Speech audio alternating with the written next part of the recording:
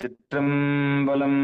தென்னாடுடைய சிவனே போற்றி, எந்நாட்டவர்க்கும் இறைவா போற்றி, ஏகம்பத்துரையந்தாய் போற்றி, வாகம் பெண்ணுரு ஆனாய் போற்றி, அண்ணாமலையம் அண்ணா போற்றி, கண்ணார் அமுதக்கடலே போற்றி, காவாய் கனகத்திரளே போற்றி, கையிலை மலையானே போற்றி போற்றி.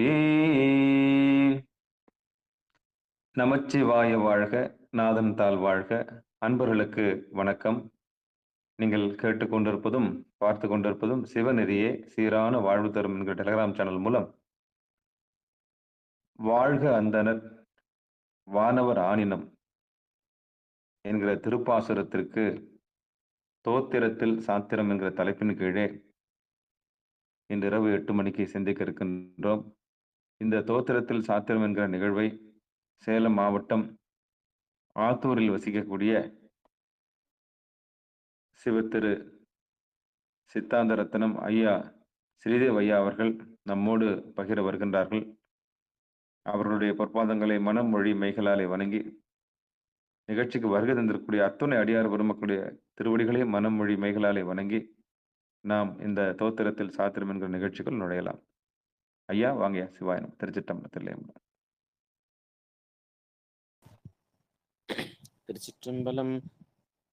தென்னாருடைய சிவனே போற்றி, எந்நாட்டவர்க்கும் இறைவா போற்றி, ஏகம்பத்துரை அந்தாய் போற்றி, பாகம் பெண்ணுரு ஆனாய் போற்றி, அண்ணாமலையம் அண்ணா போற்றி, கண்ணாரமுதக்கடலே போற்றி, காவாய் கனகத்திரளே போற்றி, கைலை மலையானே போற்றி போற்றி, குவளைக்கண்ணி கூரன் காண்க, அவளும் தானும் உடனே காண்க.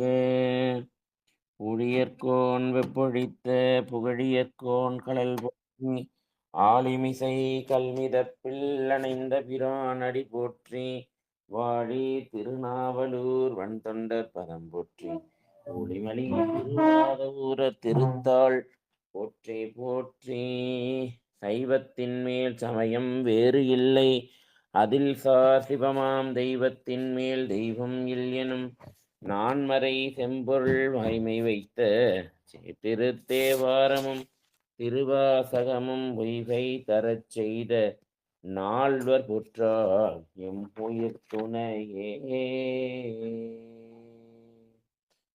ஈராண்டில் சிவஞானம் பெற்றுயர்ந்த மெய்கண்டார் இணைத்தாள் போற்றி, நாராண்ட பல்லடியார்க்கு அருள் புரிந்த அருள்நந்தி நற்றாள் போற்றி, நீராண்ட கடந்தை நகர்மறைஞான சம்பந்தர் நிழல்தாள் போற்றி, சீராண்ட தில்லை நகர் உமாபதியார் செம்பதம திருத்தாள் போற்றி போற்றி. கருணை பொழி திருமுகத்தில் திருநீற்றுணுதலும் கண்டாரை வசப்படுத்த கனிந்த வாயழகும், பெருமை தரு துறவினோடு பொறை உலத்தில் பொறுத்தே, பிஞகனார் மலர்த்தாள்கள் பிரியாத மனமும் மறுவினர்கள் அகலாத ஞானமே வடிவாம், வளர்த்துறை செய் சிவஞான மாமுனிவன் மலர்த்தாள் ஒரு பொழுதும் நீங்காமல் எமது உளத்தில் சிரத்தில் ஓதிடும் நாவினில் என்றும் வைத்தே உரைப்பாம். கைலாய பரம்பரையில் சிவன் ஞான போதி நெறி காட்டும் வெண்ணை பயில் வாய்மை மெய்கண்டான் சந்ததிக்கு ஓர் மெய்ஞான பானுவாகி, குயிலாரும் பொழில் திரு ஆவடுதுறைவாள் குரு நமச்சிவாய தேவன், சைலாதி மரபுடையோன் திருமரபு நீடூழி தழைக மாதோ, சைலாதி மரபுடையோன் திருமரபு நீடூழி தழைக மாதோ. எம்பிரான் திருஞான சம்பந்த பெருமான் திருவடிகள் போற்றி போற்றி. ஈர்த்தென்னை ஆட்கொண்ட எந்தை பெருமான் அகிலாண்டேஸ்வரி அம்மையுடன் ஆகிய அருள்மிகு காய நிர்மலேஸ்வர பெருமான் திருவடிகளை நீல நினைந்து என்னுடைய அருட்குருநாதர் ஞானகுரு விக்ரமசிங்கபுரம் கா சண்முகம் ஐயா அவர்களுடைய பொற்பாதங்களையும் மனமொழிமைகளால் வணங்கியும், இந்த ஞான சிந்தனையை செவிமடுக்க வந்துள்ள அனைத்து அடியார் பெருமக்களுடைய திருவடி தாமரைகளை மனமொழிமைகளால் வணங்கி இந்த ஞான சிந்தனையை துவங்குவமாக. திருச்சிற்றம்பலம் திருச்சிற்றம்பலம். திருச்சிற்றம்பலம். சென்ற வகுப்புல நம்ம 3வது பாடல் பார்த்தோம். அந்த பாடல்ல நாம அதனுடைய கருத்துக்களை எல்லாம் ரொம்ப தெளிவா பார்த்தோம். அப்போ இன்னைக்கு அடுத்த பாடல் நம்ம பார்க்கணும். அந்த 3வது பாடல்ல நம்ம இந்த "வெந்த சாம்பல் விரையெனப் பூசியே தந்தையாரொடு தாயிலர் தம்மையே சிந்தியா எழுவார் வினை தீர்ப்பரால் எந்தையார் அவர் எவ்வகையார்கொலோன்னு" அங்க வினைய பத்தி சொன்னாரு. நாம அந்த வெந்த சாம்பல பெருமான் விரையென பூசுகிறான்னு பார்த்தோம். அவன் தந்தையாரோடு தாயிலர். அவன் அனைத்து உயிர்களுக்கும் தந்தையாகவும், தாயாகவும் இருக்கிறான். அப்படிப்பட்ட பெருமானுக்கு தந்தையும், தாயும் இல்லை. அப்படிப்பட்ட பெருமானை யாரெல்லாம் சிந்தித்து எழுகிறார்களோ, அவர்களுடைய வினையை பெருமான் தீர்ப்பான். அப்படி இந்த பெருமான் தீர்ப்பது அப்படி தீர்க்கக்கூடிய இந்த பெருமான் எந்தையாரவர் எவ்வகை? அவன எந்த வகையில வைக்கிறது? அப்படின்னு சொல்றார். அப்ப இந்த 3வது பாடல் வரைக்கும் ஒரு சந்தம் சுவாமி வச்சிருக்கிறது. இப்ப 4வது பாடல்ல இருந்து வேற சந்த முறையில சுவாமி வச்சிருப்பாரு. இந்த இந்த 4வது பாடல்ல இருந்து வேற மாரி வரும். சரி, இப்ப இந்த 4வது பாடலுக்குரிய பாடல முதல்ல பார்ப்போம். "ஆட்பால் அவர்க்கு அருளும் வண்ணமும் ஆதி மாண்பும் கேட்பான் புகில் அளவில்லை கிளக்க வேண்டா கோட்பாலனவும் வினையும் குறுகாமை எந்தை தாழ்பால் வணங்கி தலைநின்று இவை கேட்கத்தக்கார்" அப்படின்னு இதுல ஞானசம்பந்த பெருமான் அந்த கூன் பாண்டியனுக்கு உபதேசமாக இந்த பாட்ட சொல்றாரு. ஏன்னா, இதுல சொல்லும்போதே "ஆட்பால் அவர்க்கு அருளும் வண்ணமும் ஆதி மாண்பும்னு" சொல்றாரு. இல்லையா? அப்ப ஆட்பால் அவர்க்கு அப்படின்னா, பெருமானுக்கு ஆட்பட்டவர்களுக்கு அப்படின்னு அர்த்தம். அதான் ஆட்பால் அவர்க்கு அப்படின்னா, அவனுக்கு ஆட்பட்டவர்கள் யார் அப்படின்னா, பக்குவமில்லாத உயிர்களால பெருமானுக்கு ஆட்பட முடியாது. அப்ப இந்த பக்குவம் உடைய உயிர்களால மட்டும் தான் இறைவனுக்கு ஆட்பட முடியும். இல்லையா? அதான் இறைவன் அந்த பக்குவமுடைய உயிர்களுக்கு அருள் புரிகின்ற அந்த தன்மை. அததான் இங்க சொல்றார். ஆ "ஆட்பாலவர்க்கு அருளும் வண்ணமும்" இல்லையா? அந்த பெருமான் அருளக்கூடிய வண்ணம். இல்லையா? அவன் அருள் செய்யக்கூடிய திறம். வண்ணம்னா திறம். அப்படிப்பட்ட அந்த வன்மை, அந்த திறம் எப்படி இருக்கும் அப்படின்னா, அது பக்குவமுடைய ஆன்மாக்களுக்கு மட்டுமே அந்த பெருமான் அருள் செய்வான்னு சொல்றாரு. இப்ப பக்குவமுடைய ஆன்மாக்கள்னா, பக்குவம்னா என்ன? அப்படின்னு முதல்ல நமக்கு தெரியணும். இல்லையா? அப்ப இந்த பக்குவம் என்றால் என்ன அப்படின்னா, இந்த உயிர்களுக்கு எது பகை, எது உறவு என்று தெரிவது தான் பக்குவம். இந்த இதுல இருபாய் 20ன்னு நம்ம சாத்திர நூல்ல இத சொல்றார். பெருமான் எப்ப அருள் செய்வான் அப்படின்னா, "அபக்குவ பக்குவ குறிப்பார்த்து அருளினம் குருமுதலாய் எனின்" அப்படின்னு ஒரு வரிய சொல்றார். அப்படியே அந்த பெருமான் எப்படி வருவான் அப்படின்னா, "அபக்குவ பக்குவ குறிப்பார்த்து அருளினம்" அப்படிம்பாரு. அப்ப அந்த பெருமான்ட்ட கேட்பான். "நீ இவ்ளோ காலமா வராம, நீ ஏன் இப்ப வந்த?" அப்படின்னு கேட்கும்போது, அதுக்கு சுவாமி சொல்வார். "நான் உனக்கு குரு என்னும் முதற் பொருளாக இருந்து கொண்டு, உனது அபக்குவ குறிக்குரிய அடையாளங்களை ஆராய்ந்து பார்த்து தான் உனக்கு தெரியாம உன் உள்ளு தான் இருந்தேன். இவ்வளோ காலமா உன் உள்ளிருந்து நான் செலுத்திக் கொண்டிருந்தேன். அது அப்போ அப்போ உன்னுடைய அபக்குவ குறி தான் தெரிஞ்சது. ஆனா, இப்ப நான் உனக்கு முன்னாடி குருவாக வந்து அருள் செய்றேன்னா, இப்போ உன்னுடையக்கு பக்குவம் வந்திருக்குது. அதனால அந்த பக்குவம் வந்த காலத்துல நான் சொன்னா நீ கேட்பன்னு நான் முன்னாடி வந்து அருள் செய்தேன்" அப்படின்னு சொல்றார். அப்படி இவ்வளோ நாளா உள்ளிருந்து செலுத்திய நாமே, உன்னுடைய பக்குவ குறிப்பார்த்து இப்ப குரு என்னும் வடிவில் வேறு நின்று உண்மை ஞானத்த உபதேசிக்கிறதுக்காக நான் என்ன பண்ணியிருக்கேன், உனக்கு முன்னாடி வந்து அந்த உண்மை ஞானத்த உபதேசித்தேன் அப்படின்னு சுவாமி சொல்றார். அப்ப அதுக்கு திரும்பி ஒரு கேள்வி கேட்கிறார். அப்ப இவ்ளோ நாளா நீ எனக்கு உள்ள இருந்து நீ என்னுடைய அந்த பக்குவ குறி பார்த்து கொண்டிருந்தாய். இப்ப எனக்கு அந்த பக்குவ குறி வந்துருச்சுன்னொன்னே, நீ அந்த வெளிய குரு வடிவுல வந்து எனக்கு அந்த உண்மை ஞானத்த உபதேசித்தோம்ன்னு சொல்ற. அப்ப நீ அந்த உண்மை ஞானத்த உபதேசித்தோம் அப்படின்னு நீங்க சொன்னீங்கன்னா, இதிலும் அடியேனுக்கு பல ஐயங்கள் வருது சாமி. அப்ப அபக்குவ குறின்னா என்ன? பக்குவ குறின்னா என்ன? அப்படின்னு சுவாமி கேட்கிறார். அப்ப அதுக்கு சொல்றாரு, ஆன்மா சிவபோகம் என்பதை அறியாமல், எது சிவபோகம்னு தெரியாம, இது விடயங்களில், உலக விடயங்களின் மேல் வெறுப்பு கொண்டு இல்லையா? அப்பதான் பெருமான் அந்த 5 உடலை கூட்டுறான்னு நம்ம இந்த தத்துவங்கள பார்க்கும்போது பார்த்தோம். இல்லையா? அப்ப அந்த விடயங்கள் மேல இவனுக்கு வெறுப்பு. இந்த உலக விடயங்கள் மேல.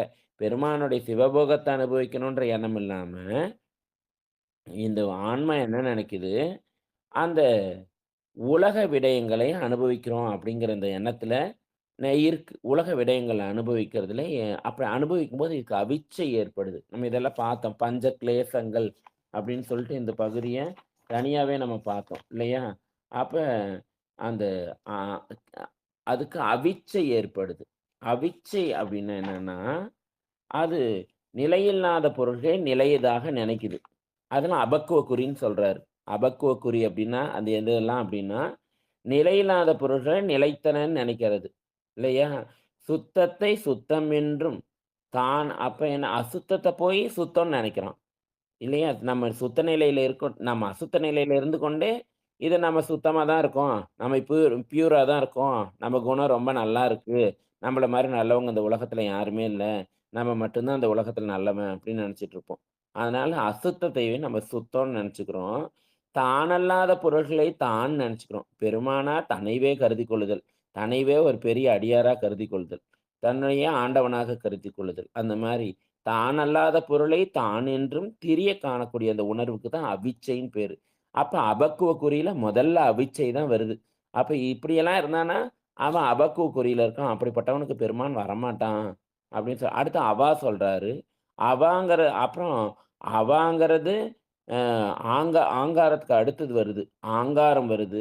ஆங்காரங்கிறது என்னன்னா, அ எல்லா எல்லாரும் தன்னை மதிக்கணும் அப்படிங்கிற அந்த உணர்வு. இல்லையா? தன்னை மதித்தல். தானே தன்னை மதித்தல், பிறரும் தன்னை மதிக்கணுங்கிற அந்த உணர்வு. இல்லையா? என்ன நமக்கு மதிப்பும், மரியாதையும் குடுக்குற அளவுக்கு நம்மகிட்ட என்ன இருக்கு அப்படின்னு நமக்கே தெரியாது. இல்லையா? அப்புறம் அவா சொல்றாரு. அவா அப்படிங்கிறது எ ஒரு பொருளை அடைந்தே தீர வேண்டும் என்ற வெறி. இல்லையா? நமக்கு அப்படித்தானே இருக்கு. பெருமான அடைஞ்சு தீரணுங்கிற ஆசை இல்ல. இந்த உலகத்துல எதையாவது அடைஞ்சே தீரணும்னு ஒரு வெறி கொண்டு திரிஞ்சுட்டு இருப்போம். அதான் அவா. அப்புறம் ஆசை சொல்றாரு. ஆசைங்கிறது அந்த பொருள் மேல செல்லக்கூடிய உணர்வு. அப்புறம் இதெல்லாம் கிடைக்கலன்னா வர்றது நமக்கு வரக்கூடியது கோபம். இந்த 5 குணமும் இருந்தா அது அபக்குவ குறி. இந்த அவிச்சை, அவா, ஆசை, ஆங்காரம், வெகுளி. இது 5ம் இருந்தா, இந்த 5ல 1 இருந்தாலும் இன்னொன்ன கூட்டிட்டு வந்துரும். 5ம் ஒட்டுமொத்தமா சேர்ந்துரும். அப்ப அப்படி இருக்கிறதெல்லாம் அபக்குவ குறின்னு சொல்றாரு. அதான் அப்ப அபக்குவ குறி பார்த்து இப்ப நான் பக்குவ குறி பார்த்து வந்தேன் அப்படின்னா, அப்ப முன்ன அபக்குவ குறியில இருந்ததுனால நான் உள்ளிருந்து அருள் செய்தேன். அப்ப சிவபுண்ணிய செயல்கள்ல மனம் செல்லாதிருத்தல். நெறைய நெறைய வாய்ப்பு கிடைக்கும். சிவபுண்ணியம் செய்றதுக்காக நெறைய வாய்ப்புகள் கிடைக்கும். நெறைய வாய்ப்புகள் கிடைச்சாலும், அந்த சிவபுண்ணியத்த செய்ய மாட்டான். எவ்வளவோ வாய்ப்புகள். அ எவ்வளவோ வா சுவாமி சந்தர்ப்பங்கள குடுப்பாரு. சிவபுண்ணியங்கள செய்யறதுக்கு. இத செய், அத செய்ன்னு எவ்வளவோ சுவாமி கட்டளை இடுவாரு. ஆனா, ஏன்னா இவனுக்கு பக்குவம் வந்துருச்சான்னு பார்க்கறதுக்கு அவன் சிவபுண்ணியம் செய்றானான்னு பார்க்கறது தான் குறியே. அப்ப இவன் சிவபுண்ணியம் செய்ய மாட்டான். அப்ப அந்த சிவபுண்ணியம் செய்றதுல இவன் மனமே செல்லாம இருக்கிறது. இதெல்லாம் அபக்குவ குறின்னு சொல்றாரு. அப்ப பக்குவ குறின்னா என்ன சுவாமி? அப்படின்னு கேட்கிறாரு. அப்ப பக்குவ குறின்னா என்னன்னா, அதுக்கு அப்படியே எதிர்ப்பதமா இருக்கிறது தான். விடய போகங்கள் மேல நாட்டம் இல்லாம, எப்போது வரும் இப்ப நமக்கு வரக்கூடிய இந்த இன்பத் துன்பங்கள் முன்ன நாம் செய்த நல்வினை, தீவினை காரணமாக தான் நமக்கு வருது அப்படின்னு நெனைக்கிறோம் பார்த்தீங்களா? நமக்கு வரக்கூடிய அந்த துன்பம், கஷ்டமா இருக்கட்டும், இன்பமா இருக்கட்டும், எது வந்தாலும் இது நம்ம செய்த நல்வினை, தீவினை காரணமாக நமக்கு வருது. இது பெருமானால நமக்கு கொடுக்கப்படுது. பெருமானால கொடுக்கப்பட்டா எல்லாம் பிரசாதம் தான். அது என்னவா இருந்தாலும் அத மனமகிழ்வோட நம்ம அத ஏற்றுக்கொள்ளணும். அப்படின்னு அந்த வரக்கூடிய அந்த வினை மேல விருப்போ, வெறுப்போ இன்றி அனுபவித்தல் தான் பக்குவ குறி. இது இருக்கான்னு நமக்கு தெரியல. இல்லையே! கண்டிப்பா இல்லை அடியேனுக்கு. அதான் அவற்றை விருப்பு, வெறுப்பு இன்றி அனுபவித்தல். அப்ப வரக்கூடிய அந்த இன்பத் துன்பங்களை எல்லாம் அது மேல நம்ம கருத்த செலுத்தாம, அவனால வந்தது, இவனால வந்தது அப்படின்னு இல்லாம, நான் செய்ததுனால எனக்கு வந்திருக்குது அப்படின்னு நினைக்கக்கூடிய அந்த பக்குவ நிலை. அததான் இங்க சொல்றாரு. அப்ப அந்த பிறப்பு, இறப்புகளில் அச்சம், பயம் வரணும். அப்ப விருப்பு, வெறுப்பு இல்லாம இருக்கணும். பிறப்பறுப்புகள் இறப்புகள்ல அச்சம் வரணும். ஐய்யயோ! இந்த மாரி காரியங்களெல்லாம் செஞ்சா திரும்ப நமக்கு பிறப்பு அமைஞ்சிருமே! அப்படின்னு பயந்து இருக்கணும். அப்ப அத தான் சொல்றார். அப்புறம் இந்த மாரி இறந்து போனா திரும்ப பிறப்போமே அப்படின்னு ஒரு பயம் இருக்கணும். அந்த பிறப்பு, இறப்புகள்ல அச்சம் உடையவனாக இருத்தல் தான் பக்குவக்குறி. அப்ப இது 2வது பாயிண்ட்டா சொல்றாரு. அப்புறம் 3வது என்ன சொல்றாரு? சிவபுண்ணிய செயல்களில் மனம் செல்லுதல். அது பக்குவம். அப்ப பக்குவக்குறி இல்லாதப்ப, இவன் எவ்வளோ வாய்ப்பு கிடைச்சாலும், எவ்வளோ சந்தர்ப்பங்கள் கிடைச்சாலும், சிவபுண்ணியங்கள செய்ய மாட்டான். அதனால இங்க சொல்றாரு. அப்ப அந்த சிவபுண்ணிய செயல்கள்ல அந்த மனத்தை செலுத்துதல். அததான் இங்க பக்குவக்குறி அப்படின்றாரு. அப்புறம் அத விட முக்கியமா இன்னும் உயர்ந்த நிலைய என்ன சொல்றாரு அப்படின்னா, சிவனடியார்களைக் கண்டால், சிவ பரம்பொருளைக் கண்டது போல் அன்பினால் மனம் கசிந்து அவர்களுக்கு தொண்டு செய்தல். இல்லையா? அப்ப அந்த அடியார்களையே ஆண்டவனாக கருதி, அந்த அடியார்களுக்கு தொண்டு செய்யறது. ஆண்டவனுக்கு செய்றதா நெனச்சு. அந்த அடியாருக்கு செய்றோம்னு நெனச்சா, அதனால எந்த பிரயோஜனமும் இல்ல. அப்ப என்ன செய்யணும்? அவர ஆண்டவனாகவே கருதி, அந்த அ சேவைகள அவருக்கு நம்ம செய்யணும். இல்லையா? அதனால இங்க சொல்றார். அந்த சிவபுண்ணியம். அப்ப இந்த இத்தன பாயிண்ட் சொல்றார். அப்ப அபக்குவ குறின்னா என்ன? இன்னொரு தடவ பார்த்துருவோம். அபக்குவ குறின்னா என்னன்னு பார்த்தா, ஆன்மா இந்த உலக விடய போகங்கள் மேல விருப்பும், வெறுப்பும் கொண்டு அவிச்சை, அவா, ஆசை, ஆங்காரம், வெகுளி ஆகியன உண்டாகி இருந்தா, அது அபக்குவ குறி. அப்புறம் அது சிவபுண்ணிய செயல்கள்ல மனம் செல்லாதிருத்தல். இது 2ம் அபக்குவ குறின்னு சொல்றார். பக்குவ குறிக்கு சொல்லும்போது, விடய போகங்கள் மேல நாட்டம் இல்லாமை, இல்லையா? இப்ப நமக்கு வரக்கூடிய இன்பத் துன்பங்களுக்கு முன்ன நாம் செய்த நல்வினை, தீவினை தான் காரணம் அப்படின்னு தெரிந்து கொண்டு, அவற்றை விருப்பு, வெறுப்பு இல்லாம அனுபவித்தல். அப்புறம் பிறப்பு, இறப்புகளில் அச்சம் உடையவனாக இருத்தல். அப்புறம் சிவபுண்ணிய செயல்களில் மனம் செல்லுதல். அப்புறம் சிவனடியார்கள பார்த்தாவே, அது சிவத்தையே பார்த்த மாரி சிவனடியார்களைக் கண்டால், அந்த சிவ பரம்பொருளை, அந்த பெருமானையே பார்த்தது போல, அன்பினால் மனம் கசிந்து, அவங்கள பார்த்தோனே அந்த கண்ணு கலங்கணும், அன்பு வரணும், மனம் கசியணும். அவர்களுக்கு தொண்டு செய்யணுன்ற எண்ணம் வரணும். தொண்டும் செய்யணும். அப்படி செய்தா, அது பக்குவ குறிங்கிறாரு. அந்த சிவபுண்ணியமும் 2 வகையில இருக்கு. அபுத்தி பூர்வ புண்ணியம், புத்தி பூர்வ புண்ணியம் அப்படின்னு செய்யறது. இல்லையா? அப்ப புத்திபூர்வ புண்ணியம்னா, அது சிவ புண்ணியத்தையே வாழ்க்கையாக எண்ணி வாழ்றது. அபுத்தி பூர்வ புண்ணியம்னா, மனம் களவாதும், கருதாதும் செய்தல். ஏதோ செய்றோம் அப்படின்னு நெனச்சுட்டு செய்யறது. அதுதான் அபுத்தி பூர்வ புண்ணியம். அத ஆ அந்த வேள்வி வேள்வி முதலியவற்ற போல பொது நீக்கி அறியுமாறின்றி இல்லையா? சிவபெருமானை நோக்கிச் செய்வது. இல்லையா? அந்த ஒரு பயன் கருதி செய்வது. இல்லை ஏன் செய்றோம்ன்னு தெரியாமயே செய்யறது. அது அபுத்தி பூர்வம். அந்த பயன் கருதி இத செய்தா என்ன நடக்கும்? இத ஏன் நம்ப செய்யணும்? அப்படின்னு தெரிஞ்சு செய்றது புத்தி பூர்வம். இல்லையா? அப்ப புத்தி பூர்வத்துல அதுவும் பொது சிறப்புன்னு இருக்கு. அதெல்லாம் நெறைய இருக்கு. அப்ப உலக பயன் நோக்கி செய்வது பொது. இல்லையா? அன்பு காரணமாக செய்வது உண்மை. இல்லையா? அப்ப அத உபாயம்ன்னு சொல்றோம். இல்லையா? பொருள் பயன் கருதி செஞ்சா, அத உபாயம்ன்னு சொல்றோம். அப்ப பெருமான் மேல கொண்ட அன்பினால செய்தா, அது உண்மையான அன்புன்னு சொல்றோம். இல்லையா? அப்ப அந்த பெருமான் மேல உபாயம், உண்மைன்னு சொல்றோம். 2 வகையா நம்ம சொல்றோம். அப்ப இந்த உண்மை அப்ப உபாயம் செஞ்சுட்டு தான் உண்மைக்கு போ முடியும். ஏன்னா உபாயமா எதுக்கு செய்றோம்னே செய்யாம செஞ்சு பழகிட்டு, ஐயோ! இத செஞ்சா இப்படியெல்லாம் நடக்குமாமே, பெருமான் பிறப்பறுப்பானாமே அப்படின்னு தெரிஞ்சு, அதனுடைய பயன் கருதி நம்ம செய்யறது. இல்லையா? அந்த மாரி பயன். உலக பயன் இல்ல. உலக பயன் நோக்கி செய்வதெல்லாம் உபாயம். பெருமான் மேல அன்பு காரணமாக செய்வது தான் அத சிவ புண்ணியம் அப்படின்னு நம்ம சொல்றோம். இல்லையா? அப்படிப்பட்ட சிவ புண்ணியம் தான் நமக்கு பரமுக்தி மீண்டும் பிறவாத ஒரு நிலையை குடுக்கும் அப்படின்னு, இந்த சிவனடியார்கள கண்டாலே அந்த அதனால தான் கோவணம் குடுக்குறாங்க. அடியார்களுக்கு கோவணம் குடுக்குறாரு. துணி குடுக்குறாங்க, அடியார்களுக்கு ஓடு குடுக்குறாங்க. தன்னால என்னென்ன முடியுதோ அதெல்லாம் சிவமாக கருதுனதுனால தான் மனைவிய கேட்டோனே சிவபெருமானே கேட்கிறாரு, குடுக்குறாரு. சிவனாக கருதுனதுனால தான் சிவபெருமான் குழந்தைய கேட்கிறாரு, நெனச்சு குடுக்குறாரு. அப்படி அதெல்லாம் நல்ல பக்குவ குறிங்கிறாரு. இல்லையா? அப்படிப்பட்டவர்களுக்கே பெருமான் வரான் பாருங்க. அதனால இதை போற்றி பகருடையன்னு சொல்றாரு. "நல்ல நெறி எய்துவதோர் காலம் தன் அன்பரைக் கண்டு இன்புறுதல்." அப்ப அவனுக்கு நல்ல நெறியில இருக்கான் அப்படின்னு தெரிஞ்சா, அந்த காலம் வந்துருச்சு அப்படின்னா, அவன் என்ன செய்வான்? அன்பரைக் கண்டு இன்புறுதல். அந்த அன்பரை பார்த்தோனே அந்த பெருமானையே கண்டதாக இன்புறுவான். அப்படின்ட்டு அந்த பக்குவம்னா என்ன? அபக்குவம்னா என்ன? அப்படின்னு சொல்றாரு சுவாமி.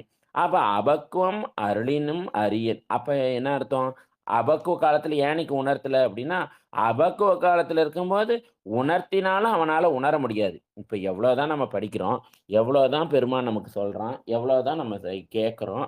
ஆனா ஏதாவது மாற்றம் வருதா? ஏன்னா சொல்றதெல்லாம் அவன். அவனுடைய சொற்கள் தான். அவன் எழுதிய நூல்கள்ல இருந்து தான் நம்ம சொல்றோம். ஆனா நம்மகிட்ட பக்குவம் வருதா அப்படின்னு பார்த்தா, பக்குவம் வரல. ஏன்னா நம்மகிட்ட எந்த விதமான மாற்றமும் என்ன பண்ணல? நிகழல. அதனால அந்த அபக்குவ காலத்துல உணர்த்தினாலும் என்னால உணர முடியாது. அப்ப நீங்க உள்ள இருந்து எப்படி உணர்த்துவீங்க? நானே அபக்குவத்துல இருந்தேன். எனக்கே பக்குவம் இல்லன்ட்டீங்க. அப்ப வெளிய நீ உனக்கு பக்குவம் இல்லாததுனால தான் நான் வெளிய வந்து சொல்லலன்ட்டீங்க. அப்ப உள்ள இருந்து சொன்னா மட்டும் செய்வனோ? அப்ப நீங்க உள்ள இருந்து சொன்னீங்கன்னா எனக்கு புரிஞ்சிருமோ? அப்படின்னு கேட்கிறார். தங்கள் உள்நின்று உணர்த்துவது எவ்வாறு? எப்படி நீங்க உள்ள இருந்து உணர்த்துனீங்க? அப்படின்னு கேட்கிறார். அப்ப இங்க சொல்றாரு, அடியேன் அருவ அ எனக்கு அடியேன் அறிவதற்கு பக்குவ காலம் வர வேண்டும் என்றால், பக்குவமே போதுமே! அப்ப நீங்க இங்க வர தேவையில்லையே! எனக்கு பக்குவம் இருந்தா தானா புரிஞ்சுட்டு போகுது. பக்குவம் இருக்கும்போது நீங்க எதுக்கு வரணும்? அப்படின்னு கேட்கிறாரு. அடியேன் அறிவதற்கு பக்குவ காலம் வரவேண்டும் என்றால், பக்குவமே போதுமே! தாங்கள் வெளிப்பட்டு நின்று உணர்த்துவதால் பயனில்லை. அப்படின்னு ஆயிடுமா இல்லையா? அதனால பக்குவம் பக்குவங்கிறீங்க. அப்ப பக்குவம் இல்லைன்னா புரியாதுங்கிறீங்க. அப்ப பக்குவமே போதுமே நீங்க எதுக்குன்னு கேட்டா, பக்குவத்தின் பயனாக தாங்கள் வெளிப்பட்டு வருகிறீர்கள் எனில், அப்படி பக்குவம் வந்த காலத்துல நீங்க வெளிப்பட்டு வரீங்கன்னா, பக்குவமே தங்களை செலுத்துகின்றது. அப்ப பக்குவம் தான் உங்கள செலுத்துதா? அப்ப பக்குவம் அவனுக்கு வந்துருச்சு. நீ போ வெளியிலன்னு அந்த பக்குவம் உங்கள சொல்லி வெளிய அனுப்பிச்சுதா? அ அதனால உங்கள காட்டிலும் அந்த பக்குவம் தான் உயர்ந்ததாயிடுமே! அப்ப அது அந்த பக்குவம் சொல்ற வழியில தான் நீங்க நிக்கிறீங்கன்னா, அது உங்களை ஏவல் கொள்ளுது அப்படின்னு ஆயிடுமே! அப்ப இது உங்க முற்றறிவு எனப்படும் பெருமானாகிய உங்களுக்கு, சடமாகிய பக்குவம் எனப்படும் பண்பே இல்லாத வெளிப்படுத்தவே ஏவல் கொள்ளவா இயலாது?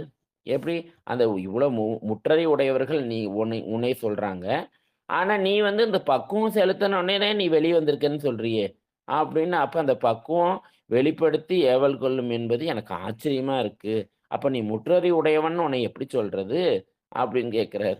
அப்புறம் சொல்றாரு, தோத்திர நூல்களை உன்னை ஒப்பார் ஒருவரும் இல்லைன்னு வேற சொல்லுது.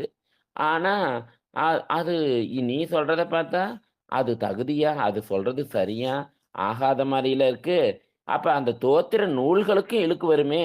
நீ இப்படி பக்குவம் தான் உன்னை செலுத்துதுன்னா, நீ எல்லாத்துக்கும் உன்னை ஒப்பார் ஒருவரும் இல்லன்னு சொன்னா, அப்ப பக்குவம் உன்னை செலுத்தும்போது, பக்குவம் அப்ப அது தோத்திர நூல்கள்ல சொல்றதெல்லாம் தப்போ? அப்படின்னு கேட்கிறாரு. அப்ப பக்குவம் யாருக்கு? பக்குவம் அடியேனுக்கா? இல்ல மலத்துக்கா? இல்ல தங்களுக்கா? அப்படின்னு ஒரு கேள்வியும் கேட்கிறார். அப்ப ஒப்பார் இல்லை, எனவே உயர்ந்தாரும் இல்லை. அப்ப உனக்கு ஒருத்தன் ஒப்பும் இல்ல, உனக்கு உயர்ந்தவனும் இல்ல. அப்படின்னு இத்தனை கேள்விகள என்ன பண்றாரு? கேட்கிறாரு. அப்ப ஆன்மாவுக்கு முதிர்ந்த மூப்படைதல் இல்லையா? இளமையாக இருத்தல் என்பனைலாம் இல்ல. ஆன்மாவுக்கு இல்ல. உடம்புக்கு தான் இருக்கு. இல்லையா? ஆனா ஆன்மாவுக்கு இல்ல. அப்ப அப்ப பக்குவம்னா என்ன அப்டின்னா, பக்குவம் என்பதுன்னா, பயன்படுத்த முடியாத நிலையில இருந்த ஏதோ ஒரு பொருள படிப்படியாக மாற்றம் அடைய வச்சு, பயன்படுத்தும் நிலைக்கு கொண்டு வரதுக்கு பேரு தான் பக்குவம். இப்ப செடி வைக்கிறோம். செடியிலருந்து பூ வருது. பூவிலருந்து பிஞ்சு, பிஞ்சு காயாயி, காய் கனியாயி, உண்ணத் தகுந்த நிலை அடைதல். இதுதான் பக்குவம். இல்லையா? அப்ப நான் இந்த தாங்களோ இயல்பிலேயே மலமில்லாதவர். உங்களுக்கு மலமே கிடையாது. அதனால உங்களுக்கு பக்குவமும் நிகழப் போறதில்ல. பக்குவம் தேவையும் இல்ல. ஏன்னா, நீங்க ஏற்கனவே அதிபக்குவத்தில தான் இருக்கிறீங்க. இல்லையா? அப்ப பருவம் அப்ப உங்களுக்கு கிடையாது. அப்ப உங்களுக்கு பக்குவம் கிடையாது. அப்ப பக்குவம் யாருக்கு? எனக்கா? இல்ல பாசத்துக்கா? அப்படின்னு கேட்கிறாரு. அப்ப பாசத்துக்கு அப்படி பா அ 3 பொருள்ல உங்களுக்கு கிடையாது. அப்ப 3 பொருள்ல 2 பொருள் தான் இருக்கு. இல்லையா? அப்ப இங்க பாசம், ஆன்மா, தங்கள் தாங்கள் என்ற 3 பொருளிடத்துல பக்குவம் நிகழ்தல் இல்லை. அப்ப 4வதா ஒரு பொருள் ஏதாவது இருக்குதா? ஏன்னா உயிர்ல பக்குவம் இல்லல்ல. அப்ப உயிருக்கு வளர்ச்சி, உயிருக்கு மூப்படைதல்ங்கிறது இல்ல. அப்ப பக்குவம் நிகழ்வது யாருக்கு? எப்போது? அப்படின்னு கேட்கிறாரு. அப்ப நாம் கூறிய பக்குவம் ஆன்மாவுக்கு உணர்வு மேம்படுதலை, அதன் காரணமாக மலம் நீங்குதலையும் என்று தாங்கள் விடை கூறுவீர்களாயின் நீங்க சொன்னீங்கன்னா ஏன்னா அவரே சொல்றாரு. நீங்க ஒரு வேளை இப்படி கூட சொல்லலாம். அப்படின்னு பக்குவம் ஆன்மாவுக்கு உணர்வு மேம்படுதலுக்காக, அ அதன் காரணமாக மலம் நீங்கும். மலம் நீங்குனா தான் இந்த ஆன்மாவுக்கு ஏற் அ பக்குவம் ஏற்படும். இல்லையா? மலம் இருக்க வரைக்கும் இந்த ஆன்மாவுக்கு பக்குவம் ஏற்படாது. அப்படின்னு நீங்க சொன்னீங்க. அதுலயே எனக்கு இது. ஏன் அப்படின்னா, எ எது அப்ப எது நீங்கும்? இல்லையா? எப்ப? அத கேட்கிறாரு. அப்ப ஆன்மாவிடத்துல மலம் நீங்குதல் மலத்தினிடத்தும் நிகழும். இல்லையா? எழுதல் ஆன்மாவிடத்தும், நீங்குதல் மலத்தினிடத்தும் நிகழுது. இதனால பக்குவம் ஆன்மாவிடத்தும், மலத்தினிடத்தும் நிகழும். இல்லையா? அப்ப 2 பேத்துக்குமே என்ன நடக்கணும்? பக்குவம் நடக்கணும்னு ஆசிரியர் விடை சொல்றாரு. அப்ப பக்குவம் யாருக்கு நடக்கணும்? அப்படின்னா, இந்த உயிருக்கு நடக்கணுமா? இந்த மலத்துக்கு நடக்கணுமான்னு கேட்டா, ஏன்னா இந்த உய் மலம் எ மலம் நீங்கணும், உயிர் எழணும். இல்லையா? அப்ப 2மே நடக்கணும். உயிரும் எழணும், மலமும் நீங்கணும். இதனால் பக்குவம் என்பது யாருக்கு அப்படின்னா, ஆன்மாவிடத்தும் நடக்கும், மலத்தினிடத்தும் நடக்கும். இல்லையா? ஏன்னா, மலத்தினடுத்து பக்குவம் நடைபெறது தான் நம்ம மல பரிபாகம் அப்படின்னு சொல்றோம். பாகம்னா பக்குவம்னு அர்த்தம். அப்ப பரிபாகம் அப்படின்னா மலத்திற்கு பக்குவம். இல்லையா? அத நம்ம ஏற்கனவே கேள்விப்பட்ட சொல்லு தான். அப்ப மலத்துக்கு பக்குவம். அப்ப ஆன்மாவிடத்துல பக்குவம் என்ன? அப்ப மலத்துக்கு பக்குவம் மலபரிபாகம். மலம் அடங்கி இருப்பது தான் மலத்திற்கு பக்குவம். இல்லையா? அது செயல்படாம இருக்கிறது தான் மலத்தினுடைய பக்குவ நிலை. அப்ப உயிருக்கு எது பக்குவம் அப்படின்னா, 2 வினைகளையும் ஒப்ப நோக்குதல் தான் இ இ உயிர்கள்ட்ட நடக்கக்கூடிய அந்த பக்குவம் அப்படின்னு சொல்றாரு. அப்ப அப்ப நீ எப்படிப்பட்டவன்? நீ இணையில்லாதவன். இல்லையா? அவன ஆராய்ந்து அதான் சொல்றாரு. "ஆட்பாலவர்க்கு அருளும் வண்ணமும், ஆதிமாண்பும் கேட்பான் அளவில் புகிலில்லை." அது ஆராய்ந்து ஆராய்ந்து பார்த்தாலும் அதுக்கு விடை கிடைக்காது. ஏன் அந்த பெருமான் இப்படி அருள் செய்தான்னா, ஏன்னா அவன் பசு, பாசம் என்னும் 2 பொருளிலும் மேம்பட்டவனாக இருக்கக்கூடியவன் அந்த பெருமான். இல்லையா? அப்ப அவனுக்கு இணையா இன்னொரு பொருள் இங்க இல்ல. இல்லையா? அதனால அந்த பெருமான் அ எ அவனுக்கு பக்குவம் இல்ல. இந்த உயிருக்கும், மலத்துக்கும் தான் பக்குவம். அத இந்த அடியேன் தெளிய அறியும் வலிமை இல்லாதவனாக இத்தன காலம் இருந்திருக்கேன்ல, அதுதான் பக்குவம் இல்லாதது. ஆனா, இப்ப இது புரியும்போது, அது பக்குவம்ங்கிறாரு. இல்லையா? அப்ப இன்னொரு கேள்வி கேட்கிறாரு. இங்க சடப்பொருளாகிய இந்த மலத்தை சித்துப்பொருளாகிய யானே நீக்கிக் கொள்வேன் அப்படின்னு சொன்னாலும், நீக்க முடியுமா? அந்த மலத்த இந்த உயிரால நீக்க முடியுமான்னா, நீக்க முடியாது. அப்ப தானே நீங்குமா? அப்படின்னா, தானாவும் நீங்காது. ஏன்னா, இந்த மலம் நீங்குனா தான் நமக்கு பக்குவமே. இல்லையா? அதனால அப்படி பக்குவம் வந்தா மட்டும் தான் அவன் அருள் செய்வான்னு முதல் வார்த்தையே சொல்றார் ஞானசம்பந்த பெருமான் இல்லையா? ஆட்பாலவர்க்கு அப்ப பக்குவம்னா என்ன? பக்குவம்னா யாருக்குங்கிறது தான் இங்க திரும்ப திரும்ப சொல்றார். அப்ப அடியேனுக்கு உணர்வு எழும்பொழுது தான் இந்த மலம் என்ன பண்ணும்? நம்ம இந்த உயிர் உணர்வு நமக்கு மேம்பட்டு நிக்கும்போது தான் இந்த மலத்தினுடைய ஆற்றல் என்ன பண்ணும்? அந்த மலம் நீங்கும். இந்த அ இந்த அ அதாவது உணர்வு எழுதல் அப்டின்னா, நாம அடிமைங்கிற உணர்வு. நாம பெருமானுக்கு அடிமைங்கிற உணர்வு. இந்த உலகத்துக்கு நம்ம அடிமை இல்ல. நாமளும் பெரிய ஆள் இல்ல. அப்படின்னு இந்த பசுஞானம், பாசஞானம் நீங்கின அந்த நிலையில தான், இந்த உணர்வு எழும்பொழுது தான் அந்த உணர்வு எழும்பொழுது தான், மலம் தானே அடியேனை விட்டு நீங்கும் அப்படின்னு சொன்னா, அப்ப மலம் எப்படி நீங்கும்? அப்ப யாராவது ஒருத்தர் அத என்ன பண்ணியும் அப்படி அது தானா நீங்கும்னா, நானே நீக்கிக் கொள்ளலானாலும் நீ வேண்டாம். தானே நீங்கிரும்னாலும் நீ தேவையில்ல. இல்லையா? அப்ப யார் தான் இத நீக்குவா? யானே நீக்கினும், தானே நீக்கினும் கோனே வேண்டாம். நானே நீக்கிக்கலானாலும் நீ தேவையில்ல. நான் மலமே நீங்கிருனாலும் நீ தேவையில்ல. அப்ப இதுக்கு என்னதான் நீ சொல்ற? இதுக்கு என்னதான் பதில் சொல்ற? அப்படின்னா, அப்படி இந்த கேள்விக்கு நீ விடைய சொல்லு அப்படின்றாரு. அப்ப அந்த முதல்ல இந்த உயிருக்கு அந்த ஆணவத்த அந்த அ உடல கூட்டம்போது, அந்த கேவலத்துல அறியாமை கிடந்த ஆன்மாவுக்கு அறியும் பக்குவம் எவ்வாறு நிகழ்கிறது அப்படின்னு பார்த்தா, அங்க அங்க அந்த பெருமான் அந்த துன்ப உணர்வை மட்டும் குடுக்குறான். அப்ப துன்ப உணர்வு மட்டும் கொடுக்கும்போது, கொஞ்சம் அதுக்கு பக்குவம் வருது. இது துன்பம், இந்த துன்பத்திலிருந்து நீங்கணுங்கிற அந்த பக்குவம் கொஞ்சம் ஒரு சில உயிர்களுக்கு மட்டும் தான் வருது. இல்லையா? அதனால இறைவனும் அங்க தான் இருக்கான். அனாதியா ஆன்மாவுடன் பிரிப்பின்றி இருக்கும் பொழுதே, இந்த ஆன்மாவுக்கு மல சம்பந்தம் இருக்கு. இல்லையா? அதனால தான் இந்த ஆன்மாவுடைய அறிவு செயல்படாம இருக்கு. இல்லையா? அப்ப அ இந்த ஆன்மாவுக்கு அந்த ஆணவத்தோட சேர்ந்ததுனால தான் அந்த அபக்குவம் ஏற்படுது. அந்த ஆணவத்த விட்டு நீங்கும்போது, அந்த யான் எனதுங்கிற எண்ணத்த நீக்கும்போது, எல்லாம் திருவருளால நடக்குதுன்னு நெனைக்கும்போது, அவன் அறிவைக் கொண்டு தான் நம்ம பார்க்குறோம்னு நெனைக்கும்போது, இந்த உயிருக்கு பக்குவம் ஏற்படுகிறது. அப்ப அதுவரைக்கும், அந்த பக்குவம் ஏற்படுற வரைக்கும், எல்லாம் பெருமானால தான் நடக்குதுங்கிற அந்த அ அறிவு வர வரைக்கும், நமக்கு அந்த பெருமானுடைய காட்சி கிடைக்காது. அவன் நம்மள ஆட்கொள்ளவே மாட்டான். அப்படின்னு அந்த பக்குவத்திற்கு இப்படியெல்லாம் நம்ம இருபாய் 20ல நெறைய விளக்கம் சொல்றார். அப்ப இந்த உயிர் என்ன பண்ணும்? அப்ப அத்தன கேள்வி கேட்கிறார். அபக்குவத்தில தாங்கள் அறிவித்தாலும் நான் அறிய மாட்டேன். பக்குவம் வந்தபோது நானே அறிந்துக்குவேன். தாங்கள் அறிவிக்க வேண்டியதில்ல. அப்ப தங்களைக் காட்டிலும் பக்குவமே உயர்ந்ததா? அப்ப அந்த அப்படின்னு கேள்வி இத்தனை கேள்வி கேட்கிறார். அப்ப பக்குவம் யாருக்கு நிகழும்? உணர்வு எழ நீக்கும் பக்குவமா? அப்ப உணர்வு எழும் நிலையில் மலத்தை நானே நீக்கிக் கொள்வேனா? அல்லது மனம் தானே நீங்கிவிடுமா? அப்படின்னு பக்குவத்த பத்தி இத்தனை கேள்வி கேட்கிறார். அப்போ ஒவ்வொரு கேள்விக்கும் அவர் சொல்றார். முதல் கேள்விக்கு, ஆன்மாவின் அபக்குவ நிலையில சிவம் அறிவித்தல் இல்லை. இல்லையா? பக்குவ நிலைக்கு கொண்டு வரும் முயற்சினை மட்டும் தான் பெருமான் செய்றான். ஏன்னா, அந்த பக்குவம் இல்லாத அந்த நிலையில பெருமான் எதையுமே அறிவிக்கல. ஏன் அந்த அவன எப்படி பக்குவப்படுத்துறது?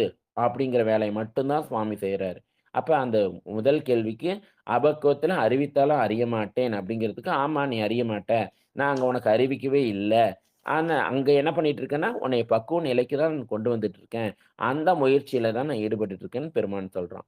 2வதா சொல்றாரு, "பக்குவம் வந்தபோது நானே அறிவேன். தாங்கள் அறிவிக்க வேண்டியதில்லையே" அப்படின்னு சொன்னா, பக்குவம் என்பது அறி அப்ப அறிவிக்கிறத அறிவிக்கிற மாரியே அறிந்து கொள்ளுதல் தான்யா பக்குவம். உனக்கு பக்குவம் வந்தா மட்டும் எப்படி தெரிஞ்சுக்குவ? நீயே அறிவிக்க அறியக்கூடிய அறிவுடையவன். அதனால பக்குவம் என்பது அறிவித்ததை அறிவித்தவாறே அறிந்து கொள்ளும் நிலையே அன்றி, தானே அறிந்து கொள்ளும் நிலை இல்லை. ஏன்னா தானே அறிபவன் பெருமான் மட்டும் தான். அப்படின்னு அந்த 2வது கேள்விக்கு பதில் சொல்றாரு. அப்ப தங்களைக் காட்டிலும் பக்குவமே உயர்ந்ததா? அப்படின்னா, எந்த ஒரு செயலும் காலம் கருதி, ஏன்னா கால தத்துவத்தை பெருமான் வச்சிருக்கான் இல்லையா? அந்த காலம் கருதி, அந்த கருவிகளுடைய துணையுடன் தான் செய்யப்படும். இல்லையா? அதனால அந்த காலமும், கருவியும் உயர்ந்தன. கர்த்தா தாழ்ந்தவன் அப்படின்னு இல்ல. ஏன்னா அந்த காலமும் அறிவில்லாதது, அந்த கருவியும் அறிவில்லாதது. அந்த காலத்தையும், கருவியையும் இயக்குபவனே யாருதான்? அப்படின்னா, அது பெருமான் தான். அதனால அந்த பக்குவம் உயர்ந்ததுன்னு நம்ம சொல்ல முடியாது. அப்ப பக்குவம் யாருக்கு நிகழும்? பக்குவம் என்பது 2 பேத்துக்கும் நடக்கும். ஆன்மாவுக்கும் நடக்கும், மலத்துக்கும் நடக்கும். ஆன்மாவுக்கு அறிவித்தால் அறியும் தன்மை அந்த முதல்வன் அருள் நோக்கத்தால் செலுத்துவதால் உண்டாவது. அவனுக்கும் அந்த பெருமான் எத அறிவிக்கணும்னு நெனைக்கிறானோ, அத மட்டும் தான் அறிவிப்பான். இல்லையா? அப்ப அந்த ஆன்மாவின் அறிவுல அறிவு மேம்பட்டு, மேம்பட்டு நிகழ மலத்துக்கு அந்த அளவு ஆன்மாவை விட்டு நீங்கும் நிலை உண்டாகும். அவனுடைய அறிவுல ஒளி பெருக பெருக இருள் குறையும். அப்ப அந்த வளர்பிறை போல அந்த அந்த ஒவ்வொரு நாளும் பக்குவம் வளர வளர ஒரு நாள் முழு நிலவாகும். அப்ப வளர வளர இருள் குறைந்து கொண்டே வருகிறது. அப்ப அந்த வளருதல் ஆன்மாவுக்கு பக்குவம், இருட்டு குறையறது அது ஆணவத்துக்கு பக்குவம் அப்படின்னு அத சொல்றார். அப்புறம் உணர்வு எழு நீக்கம் பக்குவமா அப்படின்னு சொல்றார். அப்ப ஆன்மாவுக்கு உணர்வு எழுதல் இல்லையா? தான் அடிமைங்கிற உணர்வு எழுதல், அந்த மலம் நீங்க தொடங்குறது. இல்லையா? அதான் தொடக்கமே அதான். அதான் பக்குவ நிலையினுடைய அடையாளம். அப்ப நம்மலாம் இதெல்லாம் நமக்கு வந்திருக்கா? நம்ம பக்குவத்துல இருக்கோமா? அபக்குவத்துல இருக்கோமான்னு இந்த ஒவ்வொரு கேள்வியும் நம்மள பார்த்து கேட்கிற மாரியே இருக்கு. அப்போ உணர்வு எழும் நிலையில் மலத்தை நானே நீக்கிக் கொள்வேனா? இல்ல மலம் தானே நீங்கிவிடுமா? அப்படின்னு ஒரு கேள்வி கேட்கிறாரு. அப்ப அதுக்கும் பதில் சொல்றாரு.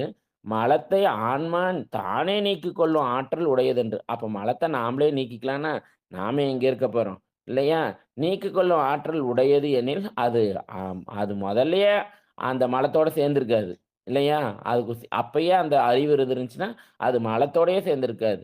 மலம் ஆன்மா விட்டு தானே நீங்கும் எனில், இல்லையா? அது தானா நீங்கிடும் அப்படின்னா, அந்த ஆன்மாவுடன் அனாதியே உடனாக இருந்திருக்காது. தானா நீங்கிரும்னா, அது எதுக்கு அங்க இருக்கு? இவன் நீக்கிக்குவானா? இவன் ஏன் போய் அத படிச்சான்? அப்படின்ற கேள்விலாம் வருது. அப்ப இதெல்லாம் எப்படி நடக்குது? சிவன் முன்னிற்றலால் அதனால நடக்குது. சிவபெருமான் நடத்த, இந்த ஆணவமும், இந்த உயிரும் நடக்குது. அததான் சொல்றார். சிவத்தின் அருள் நோக்கம் இல்லையேல், இந்த ஆன்மாவுக்கு பக்குவ நிலையை அடையத் தொடங்குதலே நிகழாது. அந்த பெருமானுடைய அந்த நோக்கம் நம்ம மேல படணுங்கிறதுக்காக தான் நம்ம இத்தனையும் சொல்றோம். சரி, கிரியை, யோகம் இதெல்லாம் நம்ம திரும்ப திரும்ப செய்யறதே எதுக்குன்னா, அந்த பெருமானுடைய அருள் நோக்கம் நம்ம மேல படணும். அப்பதான் மலம் நீங்க தொடங்கும். அப்பதான் சிவம் என்ற ஒரு பொருள் இத்தகைய ஆன்மாவுக்கும், மலத்துக்கும் வேறானதாக, மேம்பட்டதாக இருக்கிறது அப்படிங்கிற அந்த அறிவே நமக்கு வரும். அதனால தான் இங்க சொல்றார். ஏன்னா தானே பார்க்கிறேன், தானே பார்க்கிறேன்னா, காண்பார் யார் காட்டாக்கால் எனும் மாண்புரை உணர்ந்த நிலை. ஏன்னா பெருமான் காட்டலைன்னா, இவன் எதையுமே என்ன பண்ண முடியாது? பார்க்கவே முடியாது. அததான் இங்க நமக்கு பாட்டாவே சொல்றாரு. அந்த பாண்டியன் கேட்பக் கிளக்கும். இல்லையா? அந்த கூன் பாண்டியன் ஏற்றுக்கொள்ளும்படியாக திருஞான சம்பந்தமூர்த்தி நாயனார் இதெல்லாம் எடுத்து சொல்றார். அதான் கேட்டல். அதுல காதால கேட்டல் என்று. இல்லையா? அந்த காதால் கேட்டல் இல்ல. இது அறிவால கேட்டல். அத கிளத்தல் அப்படின்னு சொல்றாரு. அது தெளிவாக கூறுதல். சுவாமி அததான் இங்க வாழ்க அந்தணர்ல நமக்கு சொல்றார். ஆட்பால் அவர்க்கு அருளும் வண்ணம். அப்படிப்பட்ட பக்குவமுடைய உயிர்களுக்கு தான் பெருமானுடைய அருள் கிடைக்கும். அப்ப அவங்களுக்கு தான் இந்த பெருமான் என்ன பண்ணுவான்? அந்த அருளையே செய்வான். அப்ப மற்றவர்களுக்கு பக்குவம் இல்லாதவர்களுக்கு, அந்த பக்குவம் அடைய என்ன செய்யணுமோ அத தான் செய்வான். அருள் செய்ய மாட்டான். பக்குவத்திற்கு தயார்படுத்துவான். அததான் சொல்றார். இறைவன் அந்த பக்குவமுடைய உயிர்களுக்கு மட்டும் தான் அருள் புரிகின்ற அந்த தன்மை எப்படிப்பட்டது? ஆட்பாலவர்க்கு அருளும் வண்ணமும் ஆதி மாண்பும். இல்லையா? அப்ப அந்த மாண்பை சொல்றார். ஆதி மாண்பு. ஆதிங்கிறது பெருமான். அவனுடைய தன்மை. ஆதி மாண்பும் கேட்பான் அளவில் புகழில்லை. அப்படி அந்த பெருமானுடைய அந்த அவன் எப்படி அருள் செய்தான்? ஏன் அருள் செய்தாங்கிறதெல்லாம் நம்ம ஆராய்ந்து பார்க்கறதுக்கு நமக்கு தகுதி இல்ல. அப்படி ஆராய்ந்து பார்த்தா, அதற்கு ஒரு முடிவே வராது. ஏன் செய்றான்? எதுக்கு செய்றான்? நமக்கு தெரிஞ்சா நாமே எங்க இருக்கோம்? இல்லையா? அதனால இங்க சொல்றார்.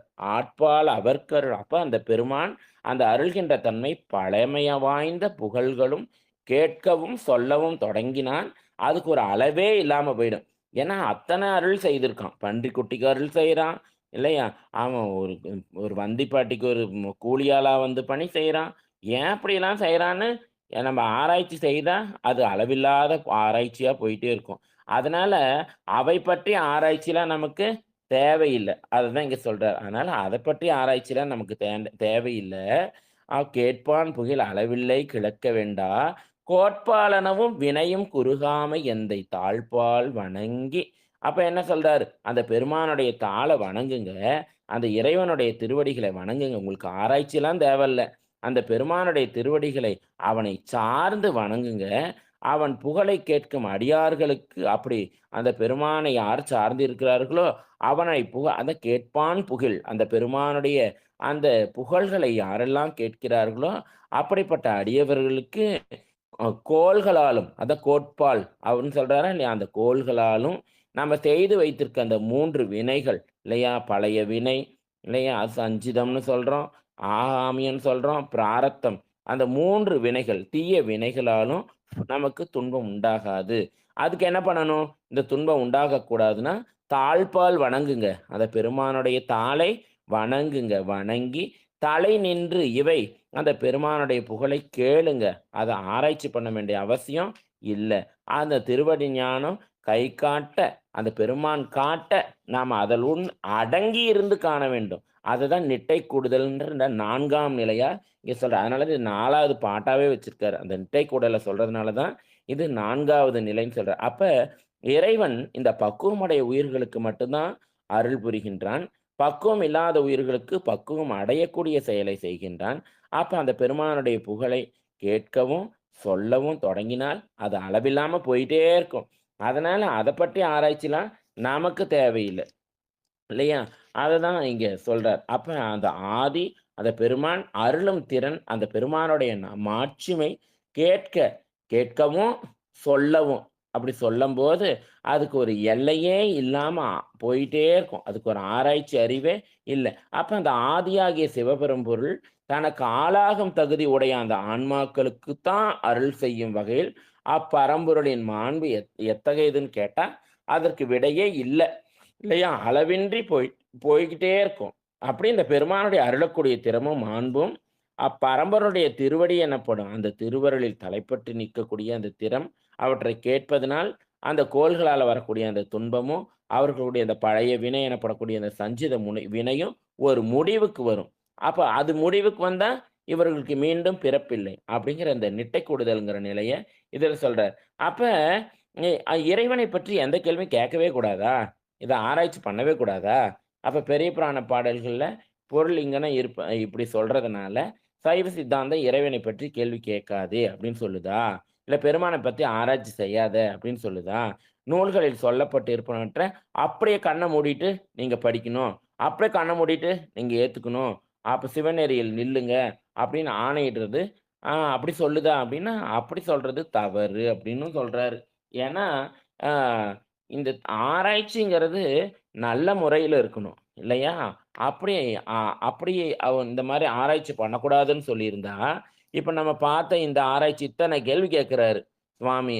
இல்லையா? இருபா 20ல அத்தனை கேள்வி கேட்கிறாரு. அத்தனை கேள்வி கேட்டதுனால தான், போன்றவருக்கு ஒரு தெளிவு ஏற்படுது. இல்லையா? அப்ப பக்குவம் யாருக்கு? ஏன் இப்படிலாம் கேட்கிறாரு? எத்தனை கேள்வி கேட்கிறாரு? இல்லையா? அப்ப இத்தன நாள் நீ ஏன் உள்ள இருந்த? ஏன் உள்ள இருந்தப்ப நீ சொல்லியிருக்க கூடாதா? உள்ள இருந்து நீ அறிவிச்சிருந்தா எனக்கு புரிஞ்சிருக்காதா? அப்படிலாம் கேட்கிறாரா இல்லையா? அந்த மாரிலாம் கேட்குறாங்க. இல்லையா? அப்படிலாம் கேட்கக்கூடாதுன்னு சொன்னா, ஆணையிடுவதுன்னா, இருபா 20, வினா வெண்பா போன்ற நூல்கள்லாம் தோன்றியிருக்கவே தோன்றியிருக்காது. அப்ப என்னதான் பண்ணணும்? அப்ப சிவம் இந்த பசுபாச ஞானங்களைக் கொண்டு ஆராய்ச்சி செய்யாதுன்னு தான் சொல்லுது. அப்ப சிவத்த இந்த பாச ஞானத்தாலயும், பசு ஞானங்களை கொண்டும் ஏன்னா நமக்கு இருக்கிறதே அதானே! பாச ஞானமும், பசு ஞானமும் தானே இருக்கு. அப்ப அந்த ஞானத்தை கொண்டு ஆராய்ந்த இது குறை அறிவுன்னு பேரு. இந்த அறிவுக்கு அந்த பாச ஞானத்துக்கும், பசு ஞானத்துக்கும் குறை அறிவுன்னு பேரு. அப்ப இந்த குறை அறிவ கொண்டு அந்த நிறையான அந்த பெருமானை நம்ம ஆராய்ச்சி செய்தா, அது கண்டிப்பா தவறா தான் இருக்கும். அதனால, அதன அளவைகளைக் கொண்டு ஆராய்ந்து அறிதல்ங்கிறது ஒரு காலத்திலயும் நடக்காது. பெருமானை ஆராய்ந்து அளந்தவர்கள் யாரு? அவனுக்கே அவன பத்தி தெரியாது. இல்லையா?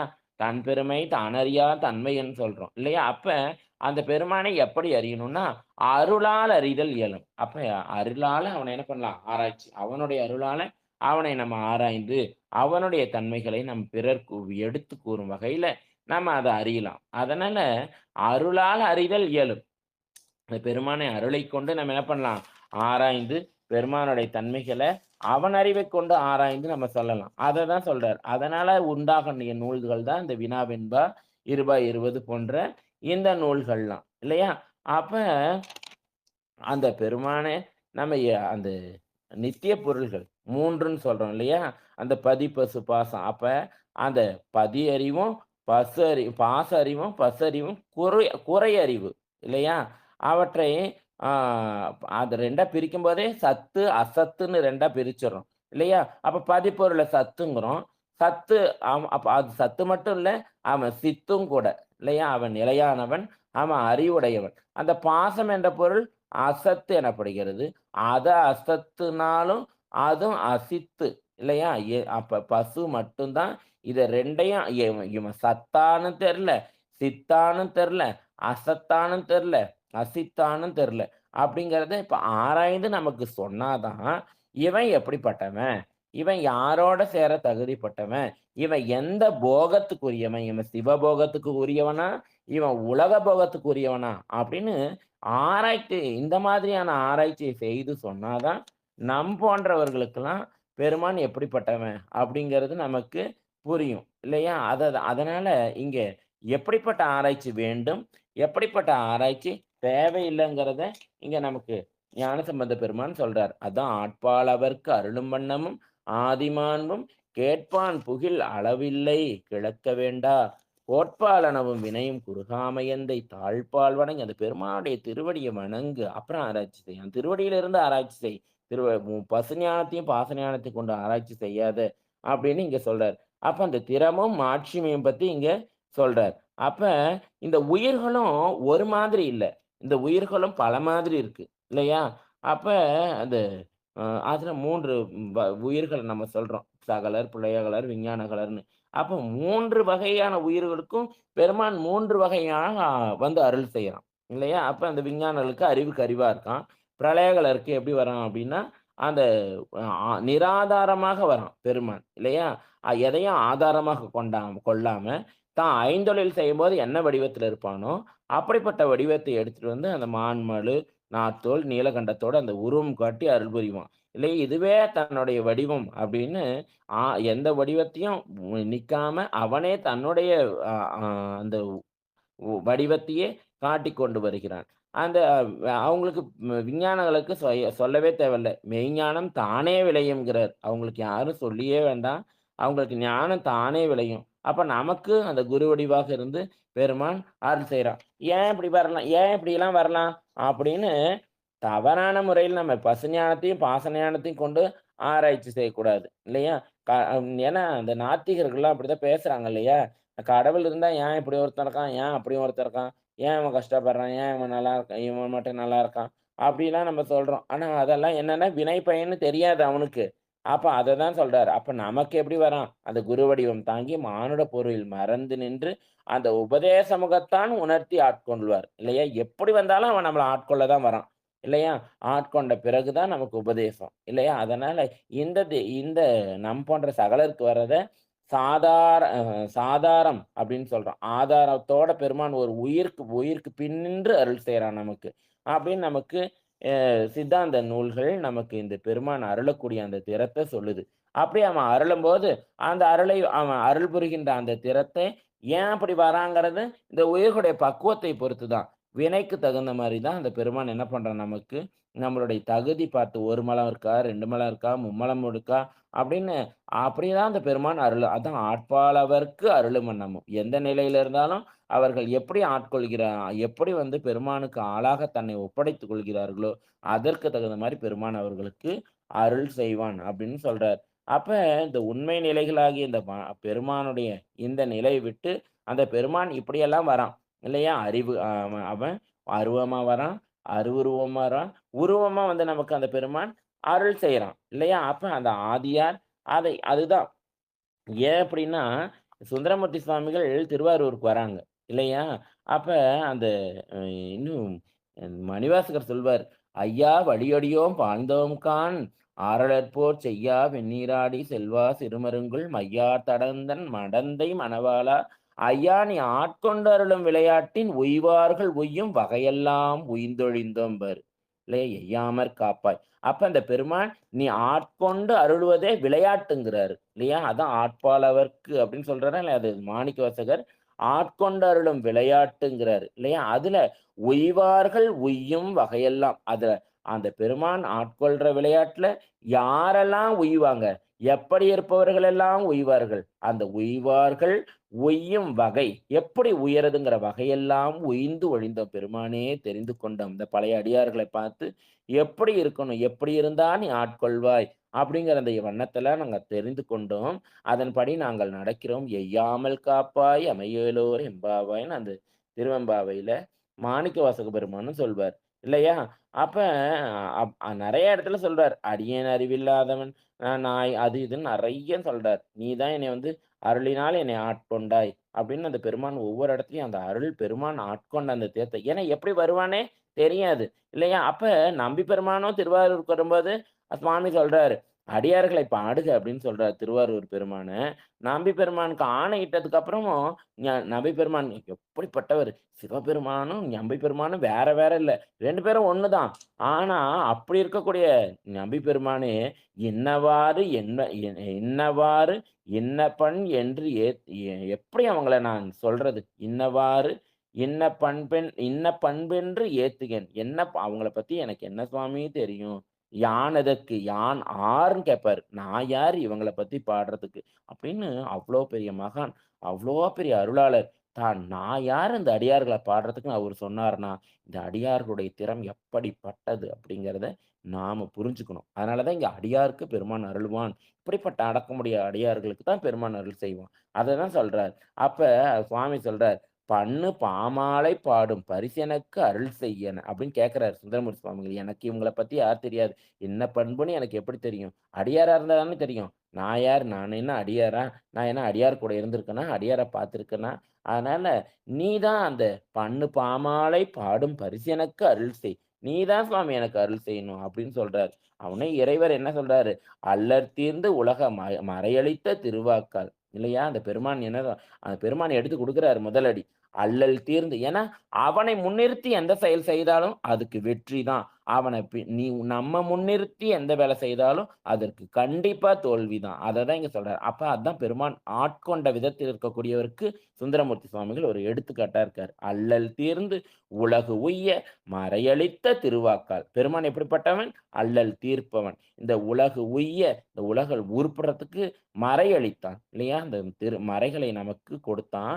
அந்த மறையளித்த திருவாக்கால், "அவனே தில்லைவாழ அந்தணர்த்தம் அடியார்க்கும் அடியேன்" அப்படின்னு எடுத்து காட்டுல எல்லையின் பண்புகளாரை எடுத்து இசைப்பா மொழி அப்படி சுவாமி. இல்லையா? அப்படி அந்த திருத்தொண்டர் புராணத்தை பாடி அருளிய அந்த அனபாய சோழர் கேட்க அதற்கு உடன்பட்ட சேக்கிழார் சுவாமி இத மாரி தான் போய் நிக்கிறாரு. அவரு எப்படிப்பட்டவர் சேக்கிழார் சுவாமி? அவர் திரு அம்பலவாணர் மடை போய் நின்னு, பணிந்து, அந்த கைத்தலம் உச்சி மேல் வைத்து, உருகி, நைந்து நின்று அப்பப்பா! இந்த வார்த்தைகளே அப்படி இருக்கு பாருங்க. அடியார்க்குரிய கோலம் அவங்களுக்கு தான் அடியார்க்குரிய தன்மை. இப்படிப்பட்டவர்களுக்கு தான் பெருமான் அருள் செய்வான்னு சொல்றார். அப்படி நைந்து நின்று, "அடிகளே உனது அடியர் சீர் அடியேன் உரைத்திட, அடியெடுத்து இடர்க்கெடுத்து தருவாய்." பாருங்க, அடியெடுத்து இடர்க்கெடுத்து தருவாயென திருவருளை எண்ணி இறைஞ்சி கேட்க அப்படியே பெருமான்ட்ட சேக்கிழார் சுவாமி அப்படியே உருகி நிக்கிறார். எனக்கு என்ன இந்த அடியார்களை பாடுறதுக்கு நீங்க தான் அடியெடுத்து குடுக்கணும். நீங்க தான் வழிகாட்டணும். அப்ப திருவருளினால் அசரீரி வாக்கு. பெருமான் பாருங்க, அங்க அசரீரியா சொல்றார். இல்லையா? அது யாருக்கெல்லாம் கேட்குது? உலகெல்லாம் என அடியெடுத்து உரை செய்த பேரொளியில பே பேர்ஒளி இலகு சீரடியார் செவிப்புலத்து எங்குமாகி நிறைந்ததால், அப்ப எல்லாத்துக்கும் கேட்குது அந்த ஒலி. அப்ப அடியார்கள் எல்லாம், அந்த பெருமானால ஆட்கொள்ளப்பட்டவர்கள் எல்லாம், இப்படித்தான் எந்த செயல்னாலும் பெருமானை கை காட்டி, பெருமானை முன்னிறுத்தி, உள்ளளவுலும் ஏன்னா நம்மலாம் வெளியில சொல்லுவோம், பெருமான் கருணைன்னு. ஆனா உள்ள இருக்குதான்னு தெரியாது. இல்லையா? அப்படி இந்த வரலாறுகளை எல்லாம் பார்க்கும்போது, "ஆட்பால் அவர்க்கு அருளும் வண்ணமும் ஆதி மாண்பும்" அப்படிங்கிறது இந்த நம்பிகளும், நம்மளுடைய சேக்கிழார் சுவாமி பெருமானும் அந்த உணரப் பெற்றினர் அல்லையா? அந்த உண்மைகளும் நாம இந்த சரித்திரத்துல நம்ம பார்க்கிறோம். நம்ம ஆரூரில் ஆரூரன் அம்மானுக்காலே ஆரூரன் ஆரூரில் அம்மானுக்காலேன்னு அப்பப்பா! அந்த வரிகளுக்கெல்லாம் சேக்கிழார் சுவாமி ஒவ்வொரு பாடல் எழுதியிருக்கிறாரு. அப்ப அந்த "அன்னவனாம் ஆரூரன் அடிமை கேட்டு வப்பார்." இப்ப எப்படி சுந்தரமூர்த்தி சுவாமிகள் பாருங்க. அதுதான் அதுதான் அவங்க அடியார்கள். அதுதான் அருளாளர்கள். இல்லையா? அவங்களுக்கு தான் பெருமான் அருள் செய்வான். அத தான் சொல்றார். அந்த "வெருவின் மெய்மொழி வானிழல் கூறிய பொருள்." இல்லையா? அந்த அசரீரி வாக்கையே வைத்துக்கொண்டு சுவாமி சொல்றார். அப்ப இப்படிப்பட்ட பக்குவமுடைய அடியார்களுக்கு தான் அந்த பெருமான் ஆ அருளும் வண்ணமும் ஆதிமாண்பும் அப்படின்னு சொல்றாரு இல்லையா? அவர்களுக்கு தான் அந்த பெருமான் ஆ அருள் செய்வான். இல்லையா? தாளடையாது அந்த பெருமானுடைய தாள் அடையாம தன்முனைப்பில் ஆராய்ச்சி செய்தா, அப்படிப்பட்ட ஆராய்ச்சியால் வினா அப்படி அதனால நெறைய பேர் அப்படித்தானே கேள்வி கேட்கிறாங்க. நம்மளே சந்திக்கிறோம் நெறைய பேத்த. ஆராய்ச்சியால் வினா அவங்க இருக்கலாம். விடை இருப்பார்க்கு சொல்லடைவு படாது. அவங்களுக்கு அப்படிப்பட்டவர்களுக்கெல்லாம் நம்ம என்ன பண்ண முடியாது? சொல்ல முடியாது. இல்லையா? பெருமானுடைய திறத்த அவர்களுக்கு என்னன்னு சொல்றது? இல்லையா? தன்முனைப்பால இல்லாம பெருமானை தெரிந்து கொள்ள வேண்டும் அப்படின்ற நிலையில ஆராய்ச்சி செய்றவங்களுக்கு பெருமான் விளங்குவான். அந்த பதிஞானத்தை கொண்டு அவன் தேடணும் அந்த பெருமான. அப்ப அவன் என்ன பண்ணுவான்? அவன் அவன் அவன் அருள் செய்வான் இல்லையா? அவர்கள் தான் கேட்கத்தக்கார். அவர்கள் தான் பெருமானுடைய புகழ கேட்கத்தக்கார் அப்படின்னு சொல்றார். அதனால தான் அங்க கோட்பாலனவும் வினையும் குறுகாமை எந்தை தாழ்ப்பால் வணங்கி இல்லையா? அந்த பெருமானுடைய தாளை வணங்கி அந்த பெருமானினுடைய புகழை கேட்க யார் விளைகிறார்களோ, அவர்களுக்கு அந்த கோல் வேலை செய்யாது. கோள்களால வர துன்பம் வேலை செய்யாது. பண்டை பலவினை அந்த மூலக்கண்மம் அது வேலை செய்யாது. அத வல்வினைன்னு சொல்றார். இல்லையா? அப்ப சகஜமாய் நம்ம கூட இருக்கிற அந்த செம்பிற் களிம்பு போல, அந்த நெல்லில் உமி போல இருக்கக்கூடிய அந்த ஆணவ மலமும் அடங்கும். அந்த ஆணவ மலத்தினுடைய வாசனையும் அடங்கும். அப்ப அப்படி பெருமானுடைய புகழ கேட்க கேட்க இது அடங்கும். அந்த ஆணவமும் அடங்கும். அதனுடைய வாசனையும் நீங்கும். இல்லையா? அப்படி அதுவும் நடக்கும். அப்புறம் வினையும் போகும். 2மே நடக்குது. வல்வினையும் போகும். அப்ப அந்த "இருவினை பொய்மை வல்லிருள் போக்குவார்" அப்படின்னு சொல்றாரா இல்லையா? ஞானசம்பந்தர் சொல்லும்போது, அந்த இருவினையும் போக்குவாரு, அந்த பொய்மையையும் போக்குவார். அந்த ஆணவத்தையும் போக்குவார். அப்ப அந்த உயிர் அந்த பெருமானுடைய திருவடி அடைவதற்கு தயாரா இருக்கும். இல்லையா? ஆணவமும் அதான் பக்குவம். அப்ப அந்த பக்குவம் அந்த உயிர் பெருமானுடைய திருவடி அடைவதற்கு தயாராக இருக்கும். அதனால அந்த ஆதியார் தாளடைந்து என்ன கேட்க. அப்ப அந்த திருவடி ஞானம் கை காட்ட, அதுல அடங்கி நின்று ஏன்னா அந்த அடங்குதல்ங்கிறது தான் முக்கியம். ஏன்னா பெரியவங்க முன்னாடி நம்ம எப்படி நடந்துக்கணும்னு இந்த கால தலைமுறைகளுக்கு சுத்தமாவே தெரியல. நமக்கு பெருமான் முன்னாடி போய் எப்படி நிக்கணுங்கிறது நமக்கும் தெரியல. அதெல்லாம் நாம நின்னா தானே அடுத்த தலைமுறைகளுக்கு. அதனால இங்க சொல்றாரு, "ஆதியார் தாளடைந்து என்ன கேட்க" இந்த திருவடி ஞானம் கை காட்ட, அதனுள் அடங்கி அந்த திருவடி ஞானத்துக்குள்ளார அடங்கி நின்று, அந்த உணர்வதாகிய அந்த நிட்டை கூடல்ங்கிற நிலைய நாம அடையணும். அப்ப அடையணும்னா, நாம இந்த பெருமான் நம்மள ஆட்கொள்ளக்கூடிய அந்த பக்குவத்துக்கு நாம வரணும். அததான் இந்த பாடல் நமக்கு ஞானசம்பந்த பெருமான் மீண்டும் மீண்டும் சொல்றார். அப்ப ஏற்று அந்த இவற்றுக்கு அந்த வினை அப்ப அந்த நாம விரும்பத்தக்க நல்வினையும், பழமையான அந்த தீவினையும் அப்படின்னு நமக்கு என்ன பண்ணும்? நம்மள விட்டு போகணும். இல்லையா? அந்த விருப்பு, வெறுப்புங்கிற தன்மை நம்மகிட்ட இருக்கக்கூடாது. சிவத்தின் மேல நமக்கு நாட்டம் வரணும். அததான் பக்குவக்குறின்னு சொல்லும்போதே, அங்க அந்த பக்குவக்குறி எப்படி இருக்கு? அப்படிங்கிறத நமக்கு அங்கேயே சொல்லிட்டாரு. இல்லையா? அப்ப அந்த பக்குவக்குறி நமக்கு வரணும். அப்பதான் பெருமாள் நமக்கு வந்து என்ன பண்ணுவான்? அருள் செய்வான். அப்ப அந்த பக்குவக்குறிய இன்னொரு தடவ பார்த்துருவோம். அப்ப பக்குவக்குறிங்கிறது இந்த உலக விடய போகங்களின் மேல் நாட்டம் இல்லாமையும், இப்போது வரக்கூடிய இன்பத் துன்பத்துக்கெல்லாம் காரணம் நம்ப செய்த முன்வினை தான். அதனால இத விருப்பாகவும், வெறுப்பாகவும் ஏற்றுக்கொள்ளக்கூடாது அப்படிங்கிற தன்மையும், பிறப்பு, இறப்புகள்ல நமக்கு ஏற்படக்கூடிய அந்த அச்சமும் உடையவராக இருத்தல், சிவபுண்ணிய செயல்களில் மனத்தை செலுத்துதல், சிவன் அடியார்களைக் கண்டால் சிவபரம்பொருளைக் கண்டது போலவே அன்பினால் மனம் கசிந்து அவர்களுக்கு தொண்டு செய்தல். இதுதான் பக்குவம். இந்த பக்குவமுடைய அடியார்களுக்கு தான் அந்த பெருமான் அருள் செய்வான். அதனால ஆட்பால் அவர்க்கு அருள் அந்த பக்குவமுடைய உயிர்களுக்கு அருள் புரிகின்ற தன்மையும், அந்த பெருமானுடைய அந்த பழமை வாய்ந்த புகழ்களை கேட்கவும், சொல்லவும் தொடங்குனா, அதுக்கு ஒரு அளவில்லாம அவனுடைய புகழ் விரிந்து கொண்டே போகும். அதைப் பற்றி ஆராய்ச்சி நமக்கு தேவையில்ல.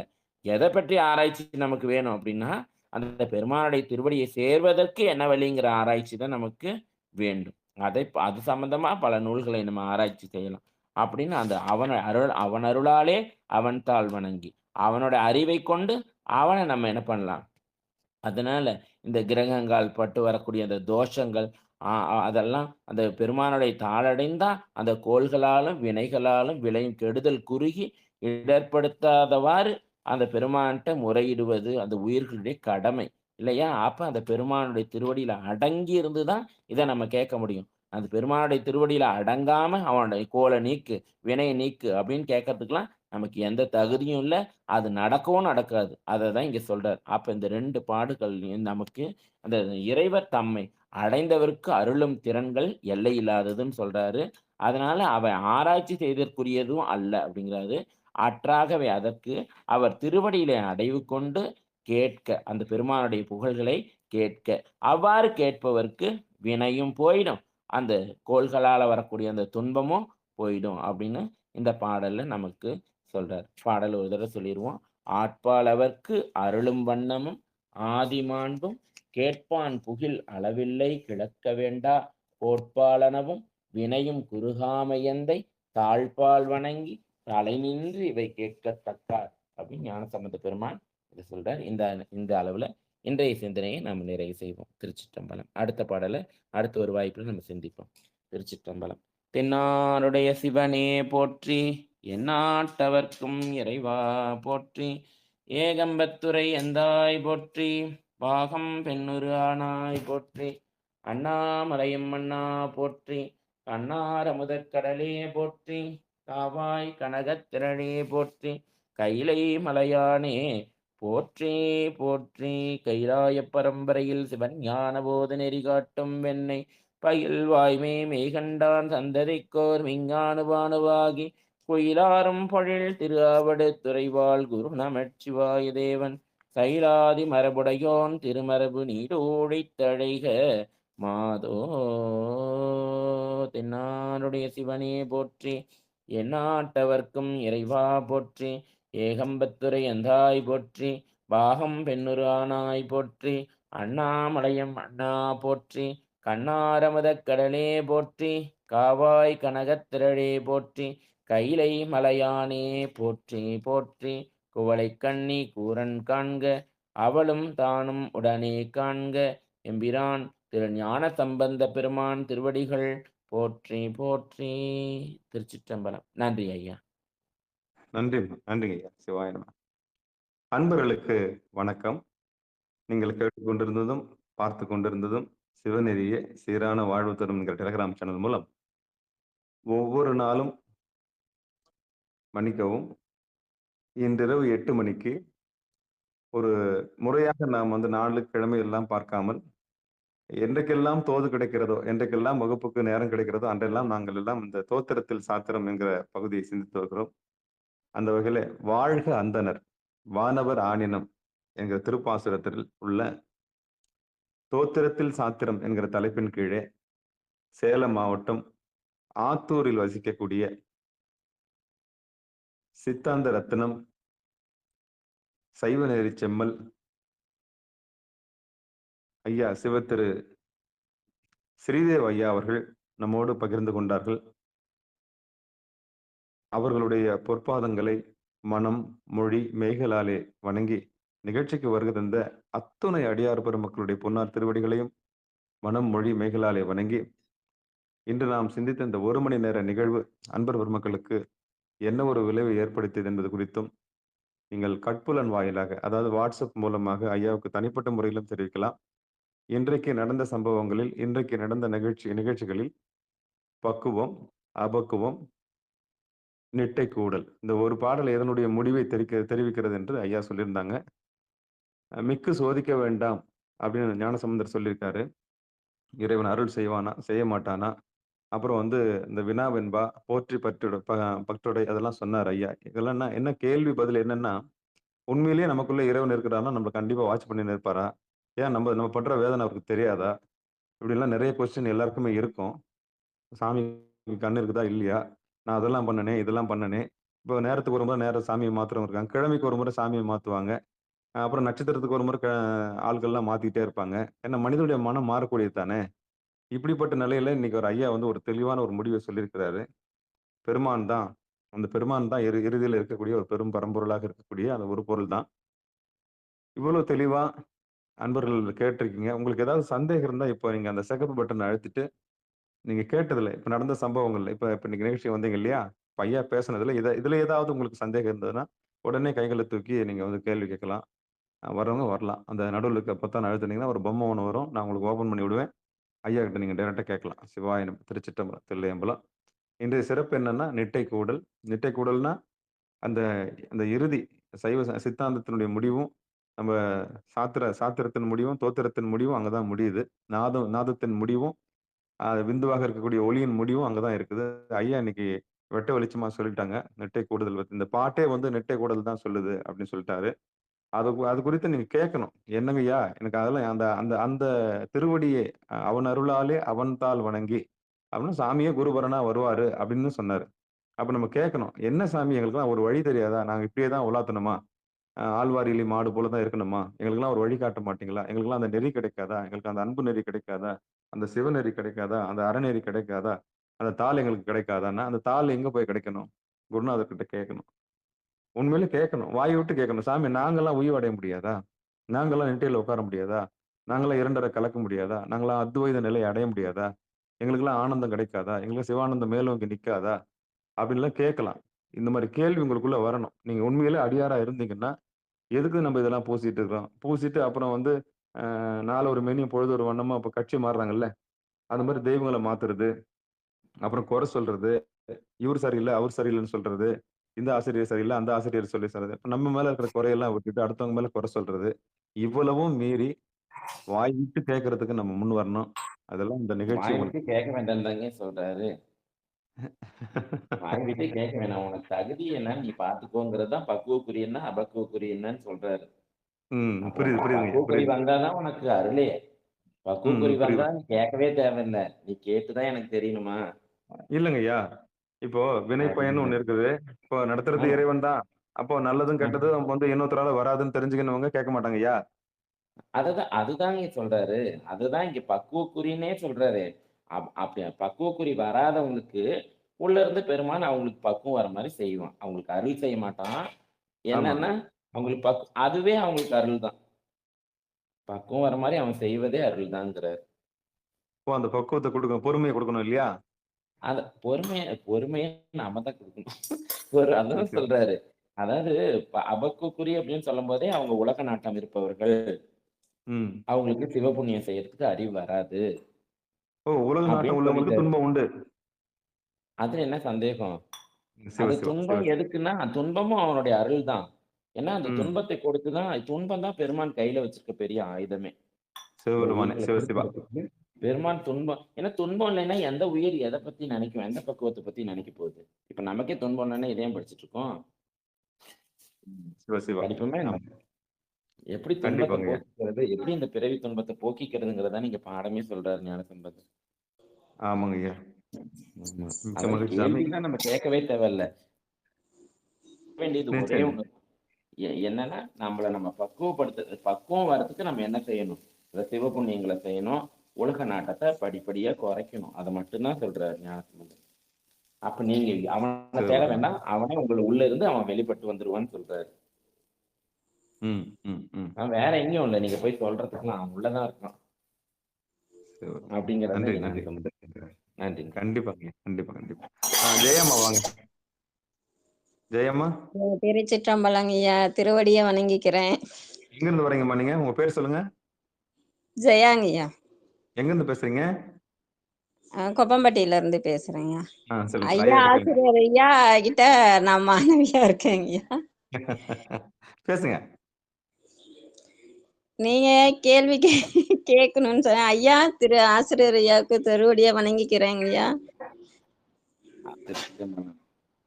ஐயா ஆமா சொல்லுங்க. கேக்குதா? கேக்குதுங்க, இப்பதாங்கய்யா கேக்குது. சொல்லுங்கம்மா. சிவா. என்ன சந்தேகம் ஐயா கேளுங்க. கேள்வி எல்லாம் கேட்க சொன்னாங்கல்லங்கய்யா. ஆமா. அந்த மாதிரி கேள்வி எல்லாம் கேட்கறதுக்கு நான் கேட்டுட்டு இருந்த கேள்விக்கெல்லாம் இன்னைக்கு பதில் கிடைச்சதுங்கய்யா.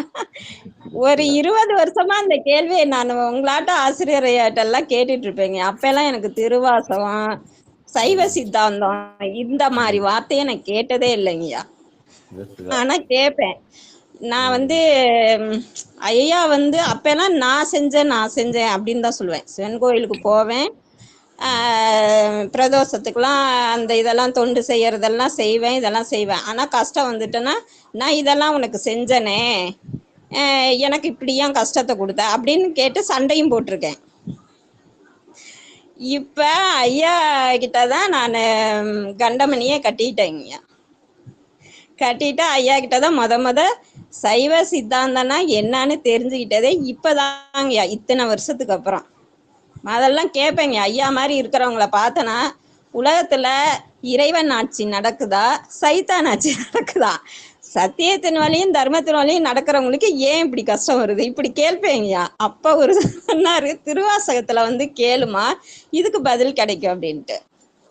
அப்புறம் சக்தி ஐயா கிட்ட இந்த கேள்வியை கேட்கும் போதுதான் நீங்க தம்மம்பட்டிக்கு வாங்க அப்படின்னு சொன்னாங்க. அப்புறம் தாங்க வந்தேன். அதுக்கப்புறம் தான் கமலாம்மா கண்டமணியை கட்டிவிட சொல்லி ஐயா கட்டிவிட்டாரு. அதுக்கப்புறம் தாங்க ஒரு பக்குவம் வந்தது, இவ்வளோ அறிவு வளர்ந்தது, இந்த அளவுக்கு தெரிஞ்சுக்கிட்டது. இதுல கேள்வி கேட்கணும் அந்த அளவுக்கு ஒன்றும் அறிவு வளரல. கேள்வி கேட்குற அளவுக்கு நான் சந்தேகப்பட்டு கேள்விட்டு இருந்த கேள்விக்கெல்லாம் இன்னைக்கு பதில் கிடைச்சிருக்குங்கய்யா. அதுக்கு ரொம்ப ரொம்ப ரொம்ப நன்றிங்கய்யா. நானே அப்படிதாங்கய்யா இருந்தேன். நான் செஞ்சேன், நான் இப்படி எல்லாம் உனக்கு தொண்டு செஞ்சனே, என்னைய ஏன் இவ்வளவு கஷ்டப்படுத்துற, ஆமா. நான் செஞ்சேன் இதெல்லாம் இறைவன் கொடுத்ததுன்னு அந்த அறிவுக்கு அப்ப எட்டலைங்கய்யா. எட்டல இந்த எட்டல எட்டல. சித்தாந்தத்துல உக்காந்ததுக்கு அப்புறம் தாங்கய்யா, காதால கேட்டதுக்கு அப்புறம் ஐயா திருவாயால கேட்டு கேட்டு கேட்டு இப்ப தெளிவடைஞ்சிட்டு இருக்கும் போது கேள்வி கேட்க நேரத்துக்கே இல்லைங்கய்யா. இதுல நல்ல ஞானத்துல ஊறி போனாதான் கேள்வி கேட்கறதுக்கே வாய்ப்பு வருதுங்கய்யா. இப்ப நான் சரி. கேட்டுட்டு இருந்த சந்தேகம் கேள்விக்கெல்லாம் பதில் கிடைச்சிட்டே இருக்குதுங்கய்யா. ஆமா ஆமா. இந்த நிகழ்ச்சியை தொகுத்து வழங்குறது உங்களுக்கும் ரொம்ப ரொம்ப ரொம்ப நன்றிங்கய்யா. ஐயா ஆசிரியர் ஐயா உங்களுக்கும் ரொம்ப ரொம்ப நன்றி. வகுப்புக்கு வர முடியலைங்கய்யா, போன மாசம் சென்னையில இருந்தேன். கமலாமா சரி, சரி. சொல்லியிருப்பாங்கன்னு நினைக்கிறேன். சிவ சிவ சிவ சிவ. ஐயாவோட ஆசீர்வாதமும் கிடைக்கல. உங்கள்கிட்ட இருந்து அந்த பொன்மொழிகளை கேட்கவும் கொடுப்பன இல்லாத போச்சுங்கய்யா. இப்ப கேட்டுட்டீங்கல்ல? கேட்டுட்டேங்க, அதுதான் ஒரு சந்தோஷங்கய்யா. இப்ப மகிழ்ச்சி வந்துட்டேங்கய்யா அங்க. ரொம்ப மகிழ்ச்சி மகிழ்ச்சி மகிழ்ச்சி மகிழ்ச்சி. சந்தோஷங்கய்யா. உங்களோட இத பகிர்ந்துகிட்டதுக்கு ரொம்ப ரொம்ப நன்றிங்கய்யா. ரொம்ப அப்பா சந்தோஷமா இருக்கு. கண்டிப்பா திருவடியை கண்டிப்பா கண்டிப்பா. வணங்கிக்கிறேங்கய்யா. நாட் உத்தரவு ஒன்லி யூ, வாங்கிக்கிறேங்க. அதாவது ஜெயம்மா நீங்க மட்டும் இல்ல, ஆ நீங்க மட்டும் இல்ல, எவ்வளவு சொல்லுங்கய்யா. முக்தி அவன் பக்குவம் அடைஞ்ச ஆன்மாக்கள் கூட இந்த கேள்வி கேட்கும். என்ன சாமி எனக்கு மட்டும் இவ்வளவு பெரிய வேதனை தரீங்க அப்படின்னு கேட்டுரும், டக்குன்னு கேட்டுரும். இப்ப கேட்கலைங்க மனசு. ஆமா இப்ப ஆமா ஆமா. கேட்கவே இல்லை. பையனை பாக்குறதுக்கு தான் போயிருந்தேங்கய்யா. ஒரு சின்னதா ஆக்சிடென்ட் ஆயிடுச்சு. நான் எதுவுமே ஐயா கொடுத்த வினை நம்ம அதை ஏத்துக்கணும் அப்படின்னு தாங்க நினைச்சேன். வெரி குட் நீ வெரி குட் நல்லா வெரி குட். ஆக்கிவிடு, வேண்டிக்கங்க, அதெல்லாம் நான் சொல்லலைங்கய்யா. இது ஐயா கொடுத்திருக்காரு, அந்த வினைய நம்ம தீர்க்கறதுக்கு அதை ஏத்துக்கணும்.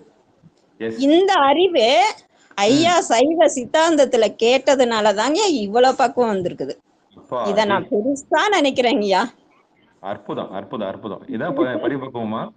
ஐயா ராயசர் ஐயா, ராயசர் ஒரு ஸ்ரீதேவ் ஐயா. பெருமான் ஐயா உண்மையிலேயே பெருமான் இவ்வளவு சீக்கிரமா அந்த நிலையில கொடுக்கறத ரொம்ப பெரிய விஷயங்க. ஏன்னா இதெல்லாம் வராது. ரொம்ப என்ன சொல்றது, என்ன இது சொல்றதுக்கே வார்த்தை இல்லை. எப்படிப்பட்ட உயிர்கள்னா இது ஞானிகள் போன்ற உயிர்களுக்கு தான் இதை டக்குன்னு அப்படி ஏத்துக்க முடியும். சிவா சிவா. ஐயா நான் உங்ககிட்ட கேட்பேன் தானேங்கய்யா.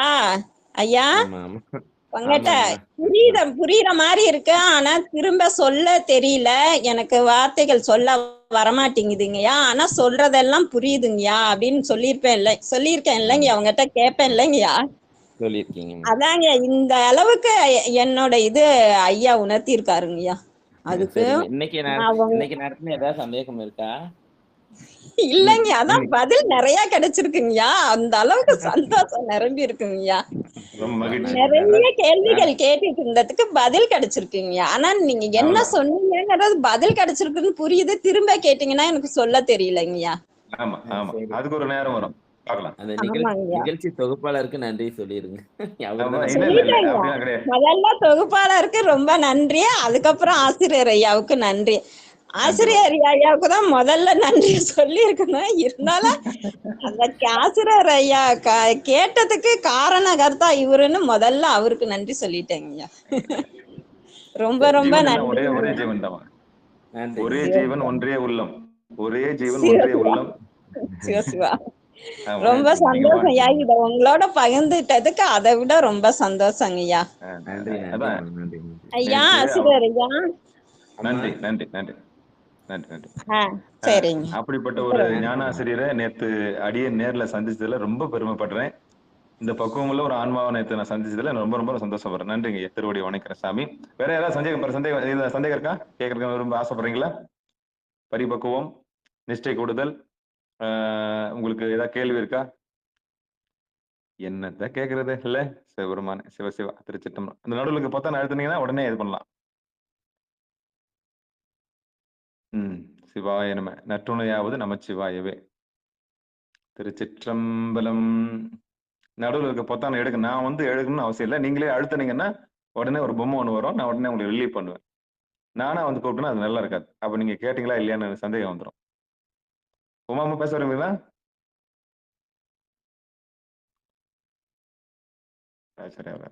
வாங்க ராஜசரி ஐயா, வாங்க. சிவாய நம.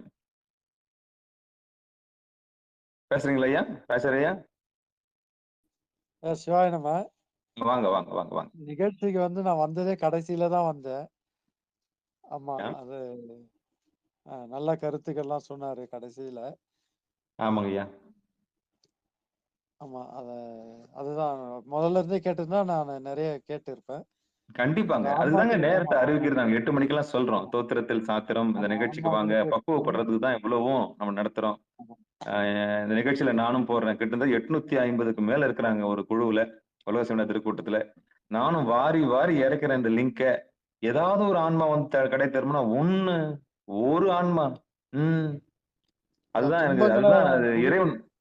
ஆமா. ஆமா. இறைவன் துன்பங்கள குடுக்கிறதே இறைவன நினைக்கிறதுக்காக தான்றத அவரு தெளிவா சொன்னாரு ஆனா. அற்புதம், ஆமா. அற்புதம், அற்புதம், அது அற்புதம், அற்புதம். ம். இல்லன்னா இன்பத்திலேயே இருந்துட்டோம்னாக்கா, நம்ம இதுல இருப்போம் இல்லையா?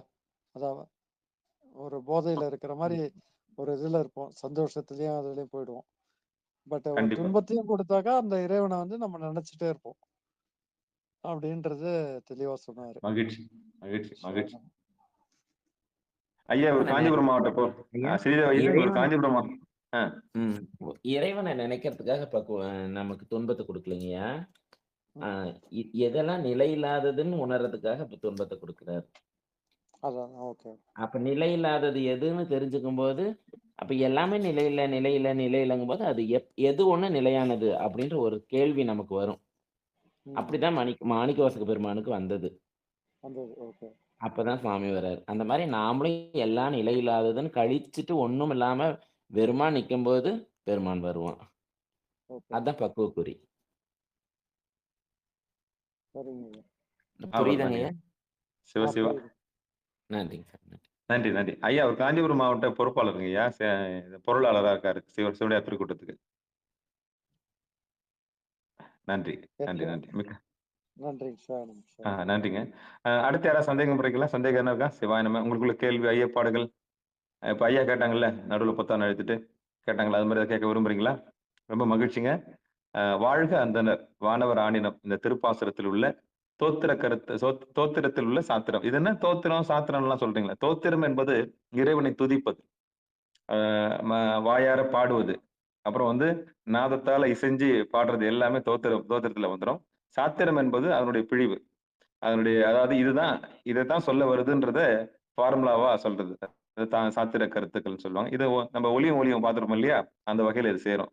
அந்த சின்ன சவுண்ட் எனர்ஜில இந்த நாதம் வந்துரும். லைட் எனர்ஜில இந்த சாத்திர கருத்துக்கள்லாம் வந்துரும். ஆக அன்பும் அறிவும். அன்பு நாதத்தில் முடியும். அறிவு இந்த சாத்திரத்தில் முடியும். இது 2ம் சேர்ந்ததுன்னா நீங்க அந்த நெட்டை கூடல்ல வந்து ஒரு குருநாதருடைய அருளால சாமியோட நீங்க 2 கலக்கலாம். அம்மையே அப்பா ஒப்பிலா மணியே அன்பினில் விளைந்த ஆரமுதே பொய்மையே பெருக்கி பொழுதினை சுருக்கும் புழுத்தலை புலையனேன் தனக்கு செம்மையே ஆய சிவபதமளித்த செல்வமே சிவபெருமானே இம்மையில் உன்னை நான் சிக்கன பிடித்தேன் எங்கெழுந்து அருளுவது இனிய சிவபெருமானே. நன்றிங்க. நிகழ்ச்சியில் கலந்து கொண்ட அத்துணை அடியார் பெருமக்களுடைய பொன்னார் திருவடிகளையும் மனம் மொழி மேகலாலை வணங்கி நிகழ்ச்சியை நிறைவு செய்வோம். மீண்டும் இந்த இரவு 9:45க்கு நாயன்மார்கள் புகழ்பாடிய நால்வர் என்கிற தலைப்பின் கீழே சந்திக்கலாம். திருச்சிற்றம்பலம், தில்லையம்பலம், நற்றுணையாவது நமச்சிவாயவே. ஐயா வாழ்த்து பாடிட்டீங்களா ஐயா? ஸ்ரீதேவ் ஐயா? சொல்லியாச்சுங்க. குருமரபு சிவா. சொல்லியாச்சுங்க. நன்றி, நன்றி, நன்றி, நன்றி, நன்றி, நன்றி. வணக்கம். நீங்க மற்றும் ஒரு நிகழ்ச்சியில இதே தோத்திரத்தில் சாத்திர நிகழ்ச்சி ஐயா அறிவிப்பாங்க. அந்த பாசுரங்கள்ல இருக்கக்கூடிய அந்த வாழ்க அந்த பாசுரத்தில் இருக்கக்கூடிய 10 பாடல்களையும் 11ங்களா ஐயா? 11ங்களா? 12. 12 பாடல்களையும் ஐயா விளக்குவாங்க. நிச்சயம் நம்ம நிகழ்ச்சியில வரும். வாங்க அந்த மாதிரி நிகழ்ச்சியில கலந்து கொள்ளும்படி கேட்டுக்கொள்கிறோம். நன்றி, வணக்கம்.